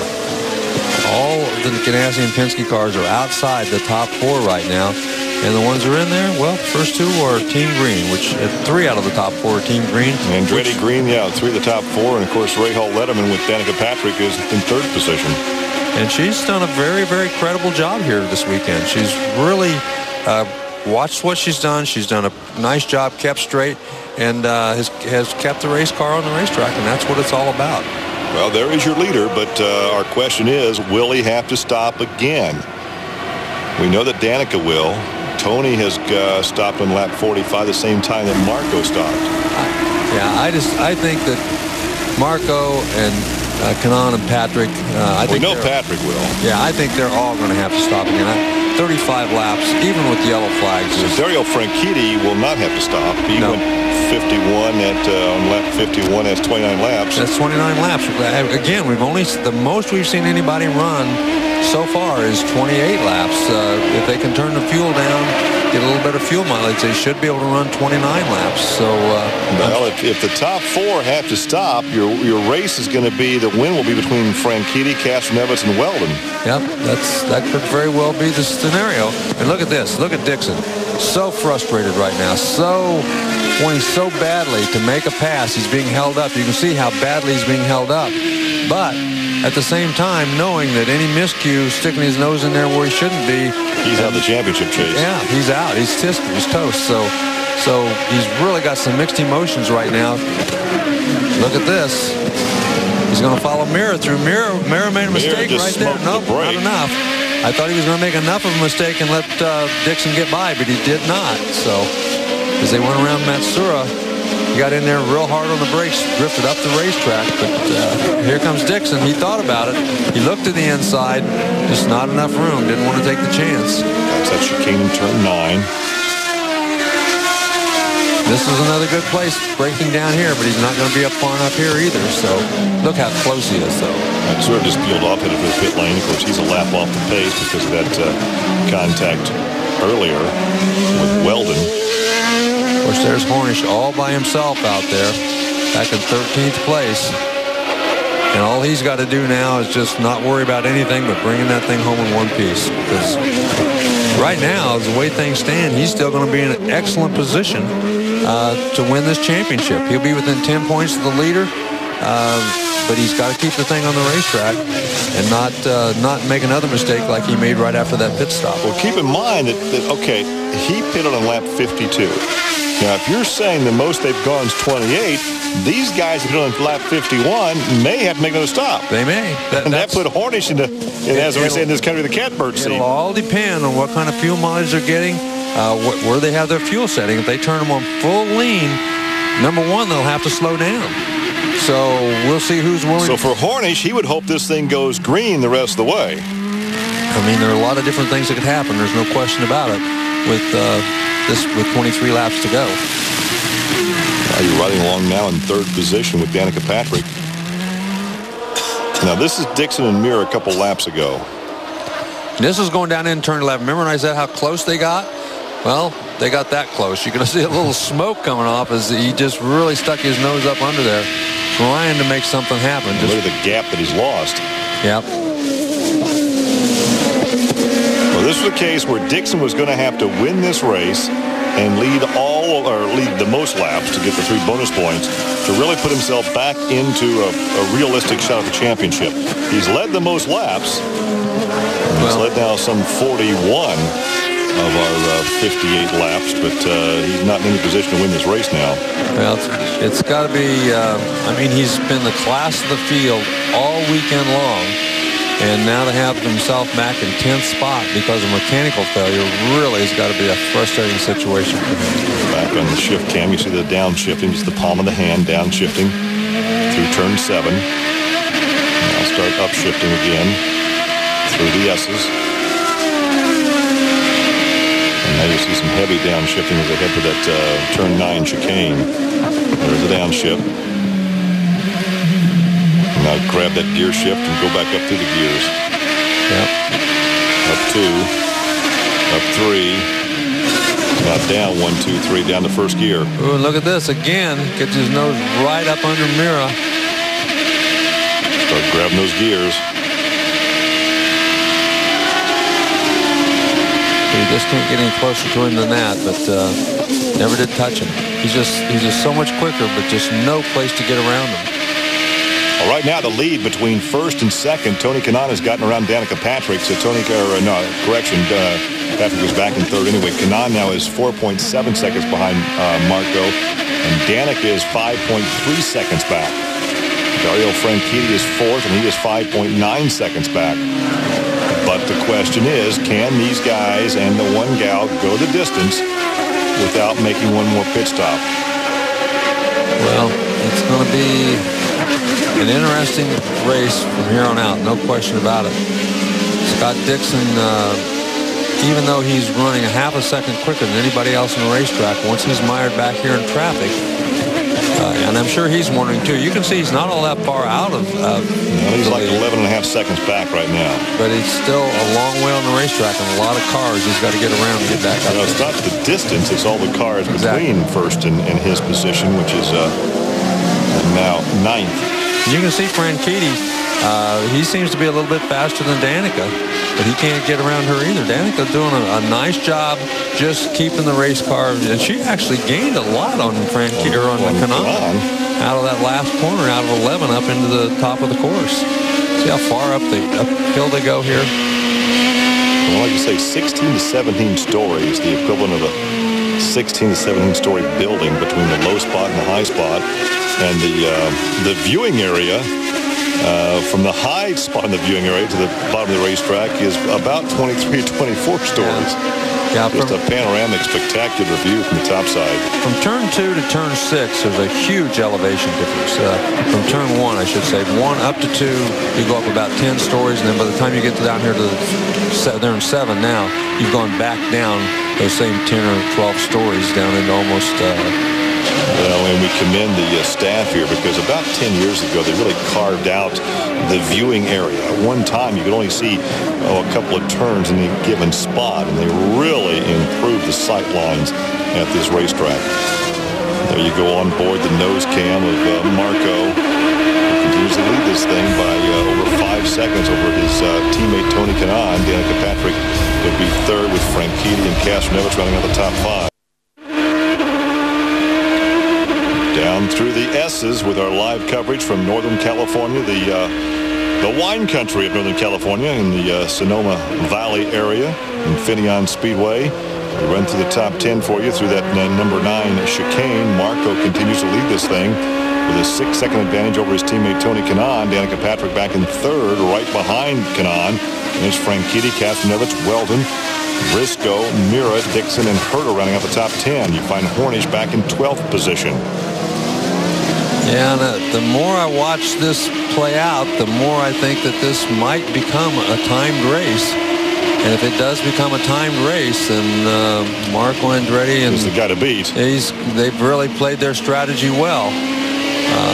It's going to be tough on Dixon because he's going to be the guy that really loses out on this deal. But if they make this a timed race, very well, and they're supposed to make that decision sometime within the next 8 or 10 laps. So we'll see. Right now, working on lap 64. Timing and scoring is saying that we're on time, so it may not be a timed race. But if we have another yellow or so, you just don't know. So it's going to be an interesting thing. Right now, though, it looks like Danica Patrick is a little bit quicker than Tony Kanaan, and she's been outbraking him on a lot of these slower corners. And it looks like Tony started to lose the handle a little bit, and she's she will have to stop. She's going to have to stop for sure. We're not really sure about Marco and Tony, but Danica will have to stop for a splash of fuel. And that may be why he may have had the fuel turned down and not be running as quick laps as he can, having on full lean just for that reason, because he may be trying to conserve fuel and she isn't. Next season, Danica and Tony will be teammates, and Tony is the practical joker, but Danica says, hey, don't worry, I can take it and I can dish it out. So I'm sure we're going to hear about some hijinks on that team next year. Well, back on board Marco. Up top of turn 3, down into turn 4. A lot of strategy being played out here, and they're all wondering what's going to happen too. As you can see Michael talking to some of the other crew members, and what are we going to do? How are we going to do it? Should we turn the fuel down? Do we take the chance or not? So, of course, they have computers now that help them to make those decisions, unlike the old racing days where you didn't have the use of computer. No, and the computers help a lot, but still the final decision has to come from the crew, because we've seen the computers be wrong, as in Scott Dixon's case at, I think it was Milwaukee when he ran out of fuel. Those computers can be off ever so slightly and cost you dearly. For people that have never driven or never raced on a road course, there really is a rhythm that you develop. And you get into a rhythm, and it's almost automatic. Yep. Now we're hearing from the Andretti Green team that they can make it till the finish. They can make it 35 laps on a tank of fuel. You can bet they're going to try. I mean, they want to get this only chance for victory. They want to get this kid his first win. And so they're going to try. They're going to do whatever it takes. They're going to turn it on lean. They're going to let him stay out there. And if he runs out of fuel, then so be it. At least they're going to give him the opportunity to win his first race. He will become the youngest driver to win in the IndyCar series. Yeah. Right now, Danica Patrick, even though she's having a terrific race, she seems to be the one on the racetrack that is not going to be able to make it. She's going to have to stop no matter what. She's the only one we're almost positive is going to have to stop, and everybody else could squeak it out maybe, or they may not quite last. She has gotten around Kanaan. Kanaan's turned the fuel down. He's going slower and slower because he knows that he's going to have to really squeak the fuel lean in order to make it this last little bit. So he's turned it down. I'm sorry, she hasn't gotten around. That's right behind him. I was Buddy Rice in front of him, and I thought had gotten around, but he's a lap down. Danica looking for her best finish. She's had a couple of fourth-place finishes. There's Franchitti and Castroneves. Everybody's right on the backside, as Kanaan seems to be holding up this whole string of cars right behind him, which nobody can make the pass.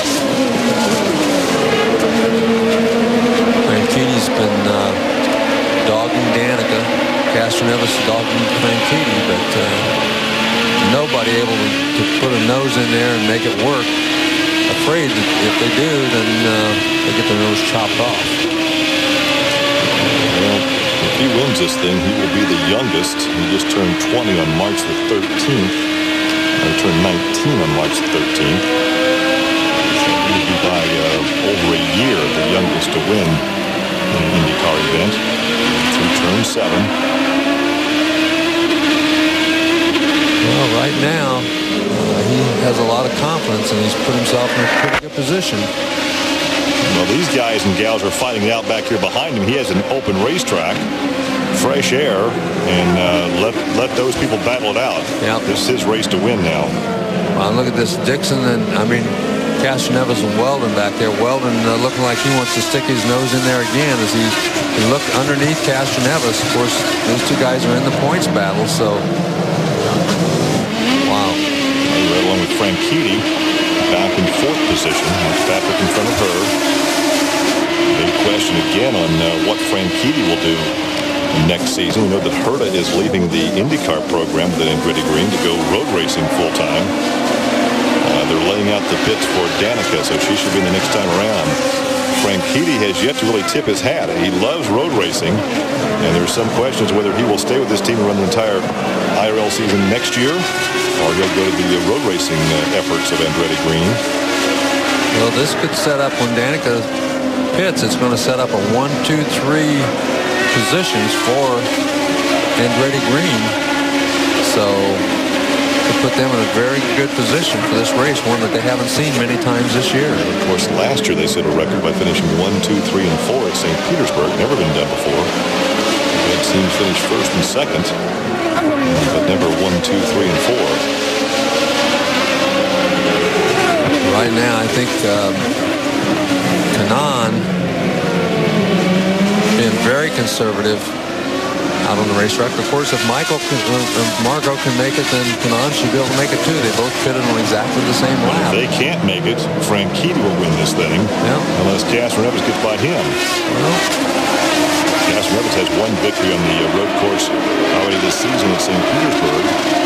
Well, Danica did not come in. We thought she might come in that time around, so she stayed out one more lap. And let's hope this is not a lap too long.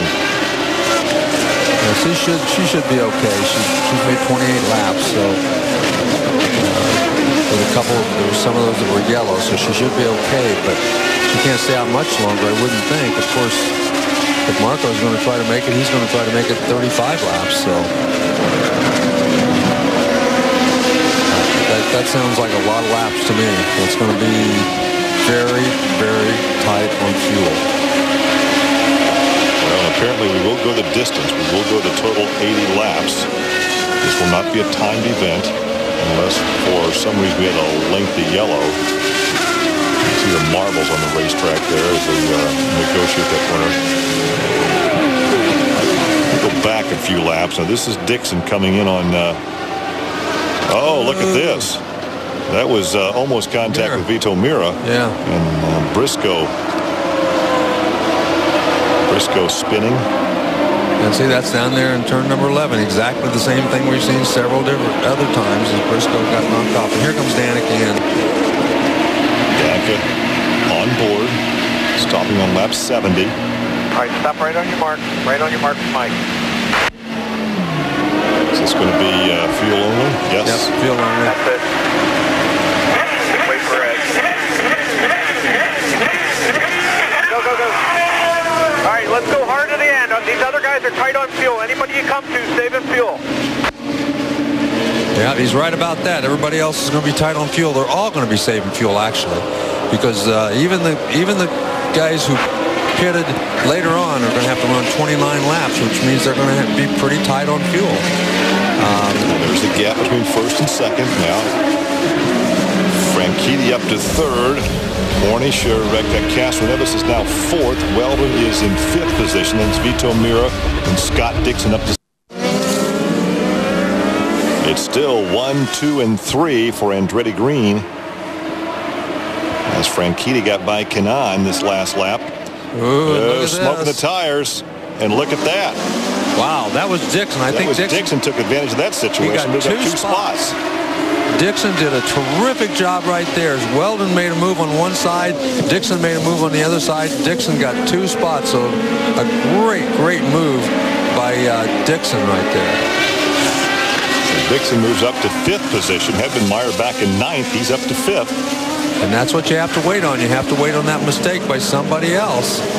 As Mira tried to sneak down on the bottom, and when he did, he took Weldon out to high with him, went too high into the corner, and gave Dixon that opening. He took advantage of it. Well, now this was a couple laps ago when Franchitti went by his teammate, and he starts to pull away now. Franchitti behind Kanaan. Through the carousel up toward turn 7. Now watch this move to the inside. Yeah, he just gets a run into turn 7. That's one of the longest straightaways on the racetrack. He got to the inside and made a nice, clean pass and just went on by. Now you're back on board with Franchitti, but he starts to pull away from Kanaan. Well, he's been faster all along. Kanaan is definitely on the fuel conserve mode. He's got that thing turned down. That's the reason he's not running nearly as quick as he did earlier in the day. He's got that thing turned down so that he can make it to the end. Franchitti, on the other hand, has pitted 6 laps later than he did, so he doesn't have to conserve fuel nearly as much, and he can go out there and just go for it a little more. Right now, the gap between first and second, 3.4 seconds. So let's see what Franchitti can do. He was faster the last lap than was his teammate. There's a look at Weldon. Weldon back in 8th position. The real question here is Dixon and how patient he can be with Castroneves right in front of him. They apparently have enough fuel to go the distance. Although you still seem to have some doubts for those guys who stop on lap 51. Well, they should be able to make it, but there's always that chance. They should be able to make it on 29 laps because there have been a couple of yellow flag laps in there, but never know. Now here's the gap. There's Marco. And here comes Franchitti. He is closing in. A spin. And you see Herta slamming the steering wheel. He may have gotten some help. Well, he's dead out there, but he probably got, well, we'll obviously from our position, we can see what happened. This definitely helps Marco and Tony Kanaan because the yellow flag laps are going to help them conserve fuel. They may not have been able to make it before, but this should really help them make it to the end of the race. There's only 8 laps left. Time they get this cleaned up, there'll only be about 6 left. Keep in mind that Franchitti had been running laps much faster than Marco, so let's see if he can hold him off. Well, now then, the question is, can Marco turn the fuel back up? He's been running it on full lean, I'm sure, to save fuel. So he's going to have to take a chance with Franchitti right behind him and turn the fuel back up. You can see right there, Mario and Michael kind of looking at each other and wondering, what should we do here? They're going to be the ones to make the call. They'll tell him where to run the fuel setting, whether to keep it on lean or whether to turn it back up and go for it. So Franchitti Marco, Andretti, and Tony Kanaan are the 2 guys who should be the closest on fuel. Franchitti and Castroneves and Dixon, on the other hand, should be able just to go for it right now. Now, if I were a muckraker, I would say, did they have Herta spin out and bring out the yellow to help the teammate? Well, I'm not getting in that mess. He's a good actor if it were called for because he was beating on the steering wheel. Yeah. Well, Dixon, we know Brian too well. That was not deliberate. That was an accident. But no, it does benefit his teammate.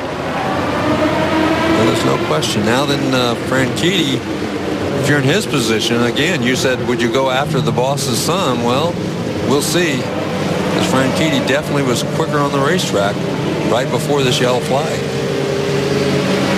You see 7 laps to go. This should be a very, very short yellow. Yeah. Now Dixon, of course, will get the 3 bonus points for leading the most laps here this afternoon. There's Ashley Judd, Dario's wife. She's a nervous wreck at the racetrack, I guess, understandably, as most wives are. But Dixon has led some 41 laps of this 80-lap event, so he will get the 3 bonus points. Oh, if he wanted that victory this afternoon. Right now, Dixon's back in 5th position. Right now, the points would have Hornish trailing by 5, which I think he'd be happy with. Oh, he'd be extremely happy with that. The big loser shootout basically between the Penske boys at Chicago. Yeah, Dixon is the big loser. He's a guy who stood to be right in the hunt. It looked to be a 3-way battle until that last pit stop, and he got caught back there in the back on that malfunction on the pit jack. Because he, as we saw earlier, he was going to be within 10 points of the 2 Penske cars. But, I'll tell you what, behind, late lap cars are behind. Again, team's pace car will come off at 6. Dash lights will remain on until turn 9. 2-6 will have the field. will be coming to the line for 5 to go. Starter 5 to go with your green flag. With Hornish making the extra pit stop and doing that little half spin, for him to come out of this race and be 5 points behind, that's pretty good. He'll be extremely happy with that, believe me. He'll think he's good for him as winning the race. Exactly. Good for him as winning the race would be, because he couldn't really ask for a much better scenario coming out of this race than to be within 10 points, really, and he's going to be within 5. So unless something happens, and anything can still happen here, believe me.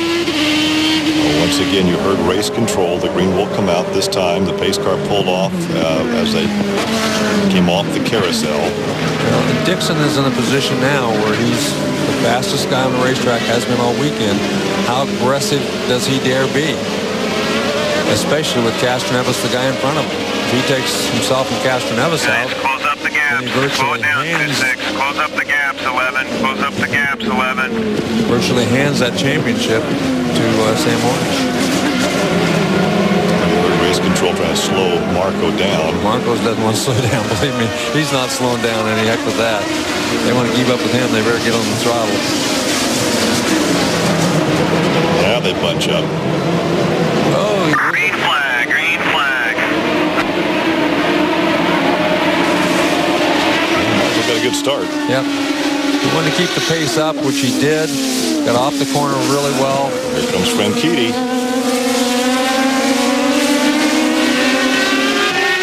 Well, they had 3 yellow flag laps, which should give them enough fuel. We'll see how fast he runs now, because he should be able to turn the fuel up a little bit richer than he was right before that last yellow flag.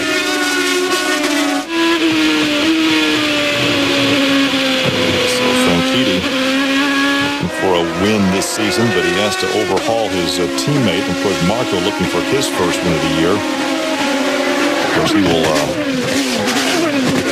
the $50,000 Bombardier Rookie of the Year award at season end. He was also Rookie of the Year at the Indianapolis Motor Speedway when he almost won that thing.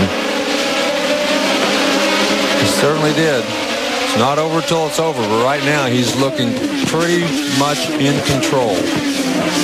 And Kanaan still not as quick as he had been earlier in the day. As he falls off the pace a little bit, it looks like Marco, with Franchitti behind him, Frankitti's going to be the only one to give him any kind of a challenge here, unless he has some fuel problems. And how much of a challenge do you give the boss's kid? Yeah, 4 laps to go.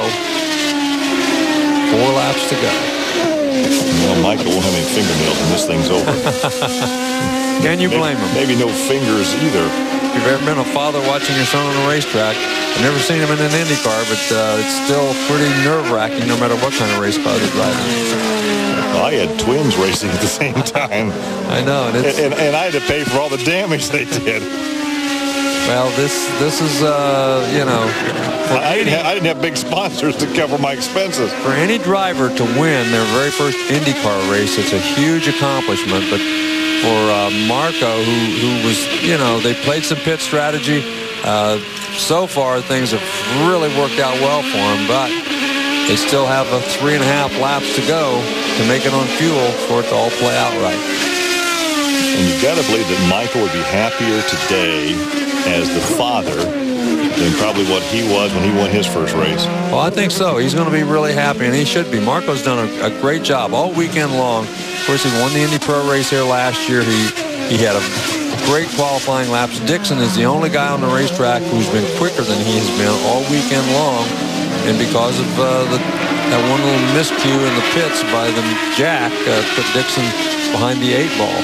Well, you know that Marco started 3rd and was competitive at Watkins Glen until he got together with Eddie Cheever, so he could have had a shot perhaps at a good finish that day. Yeah, that's right. That's right. But if things this scenario continues to play out, Marco, Dario, and Tony Kanaan finished in the top 3. It's pretty much going to make it a Penske race for the champ. I shouldn't say it's going to make it a Penske race, but it's certainly going to hurt the Ganassi team going into that last race 20 points out of the lead. Yeah, I mean, I think it's safe to say it's going to be a shootout between the 2 Penske drivers. With, 5, 6, 7 points separating those two. And Hornish, of course, has won twice already at Chicagoland. this was a race. This is a race that Scott Dixon had to win. Right, and through no fault of his own, he's not going to. Unfortunately, I mean, he did everything he had to do to win this race. There's his mom. It's Marco's mom watching. Yeah, she's obviously nervous moms as well as nervous dads in this situation. There's Ashley Judd. There's Dario's wife. He's running almost identical lap times, so there's almost no chance. You got to be running at least a half second quicker than a guy in order to get around him. They're running almost identical lap times, which means it's going to be very, very hard for him to make the pass, even if he can catch him. So realistically, the only way that Marco's going to lose this thing is if he's out of fuel. Well, that would seem to be the case. Because he's been spot on. I mean, he's not made any mistakes as far as driving today. Nope. Really all weekend. No, and I think that last yellow really helped him. We'll just have to see. Got a lap and a half to go. We'll know soon. Third generation to win in IndyCar racing. Of course, his granddad won Indianapolis in 1969. Former world driving champion in 1978. And his dad, unfortunately, never won Indy. Well, look how far those two have pulled away from Tony Kanaan and the rest of the field. I mean, they've left them 7 seconds behind. Just absolutely left them in the dust. Watch for the white flag this time by. They say a race driver at this junction of the race can hear every sound that race car. One more lap like that, please. You got a gap of 1.2. You're quicker than Dario on that lap. Oh, and here comes Kanaan into the pits. Well, his fuel load didn't. He did not make it, so he had to make it into the pits. So that makes you wonder. And Dixon has gotten around Castroneves. He's up to 4th position now. Vito Mira's 3rd. So third generation of Andretti will find victory lane in about a half lap here. And there's a splash and go for Kanaan. Wow. If Kanaan, he pitted on exactly the same lap. So let's see how much fuel Marco really has. Through the carousel into turn 7. We've got a half a lap to go. Yeah, they pitted on the same lap. Wow. It is nail-biting time, no matter what the computers say. Well, Michael's looking pretty confident down there in the pits. He's taking his headset off. He knows there's nothing else that he can do. Or say. So he's taking the headsets off. He's going to sit there and just kind of see if he sees him make it through that last corner. And it looks like he's going to. 19-year-old Marco Andretti is going to pick up the victory here at Infineon. Okay, great job, Shin. Great job.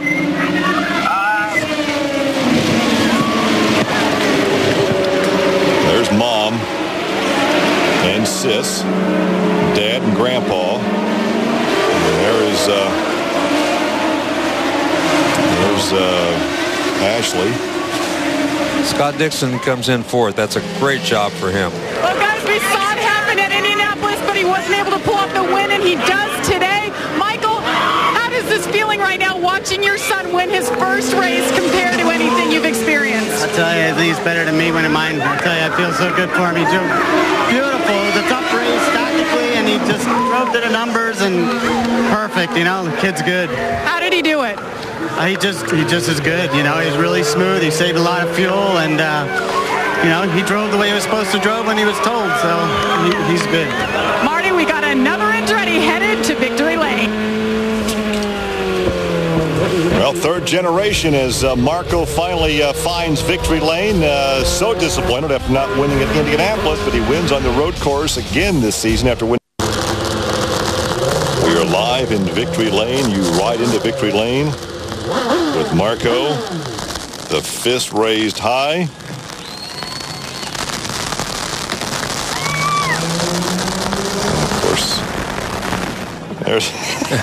That's the fastest Mario's moved for a while. That's right. He's heading down there. Well, it's certainly, they played their strategy right. They got great fuel mileage. Wow, 35 laps. I think 3 of those were on the yellow. So take a look at the results, Larry. Marco, then Dario, Vitor, and another top 3 finish for Mira. Then Dixon. There's Mom there.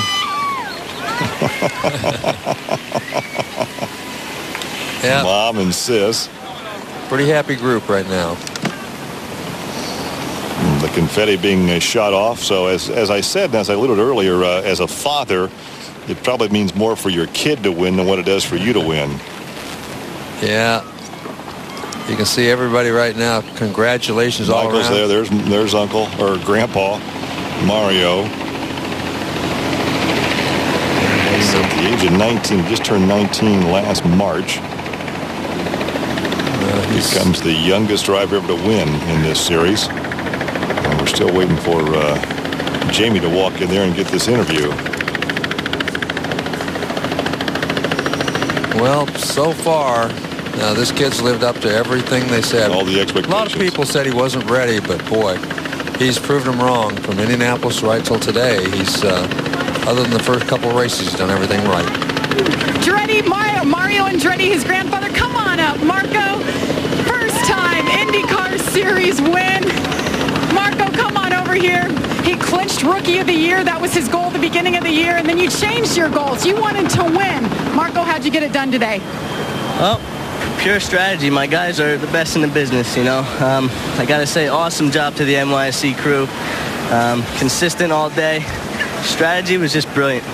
You were talking to Kyle Moore, your engineer. He was telling you every single lap what you needed to do. How important was that communication? Yeah, it was huge, and I was bugging him every lap. I said, give me an update, give me an update. You know, I just needed to know where I was, not only on fuel, but just, you know, the gap behind me. So very happy. Congrats to the boys.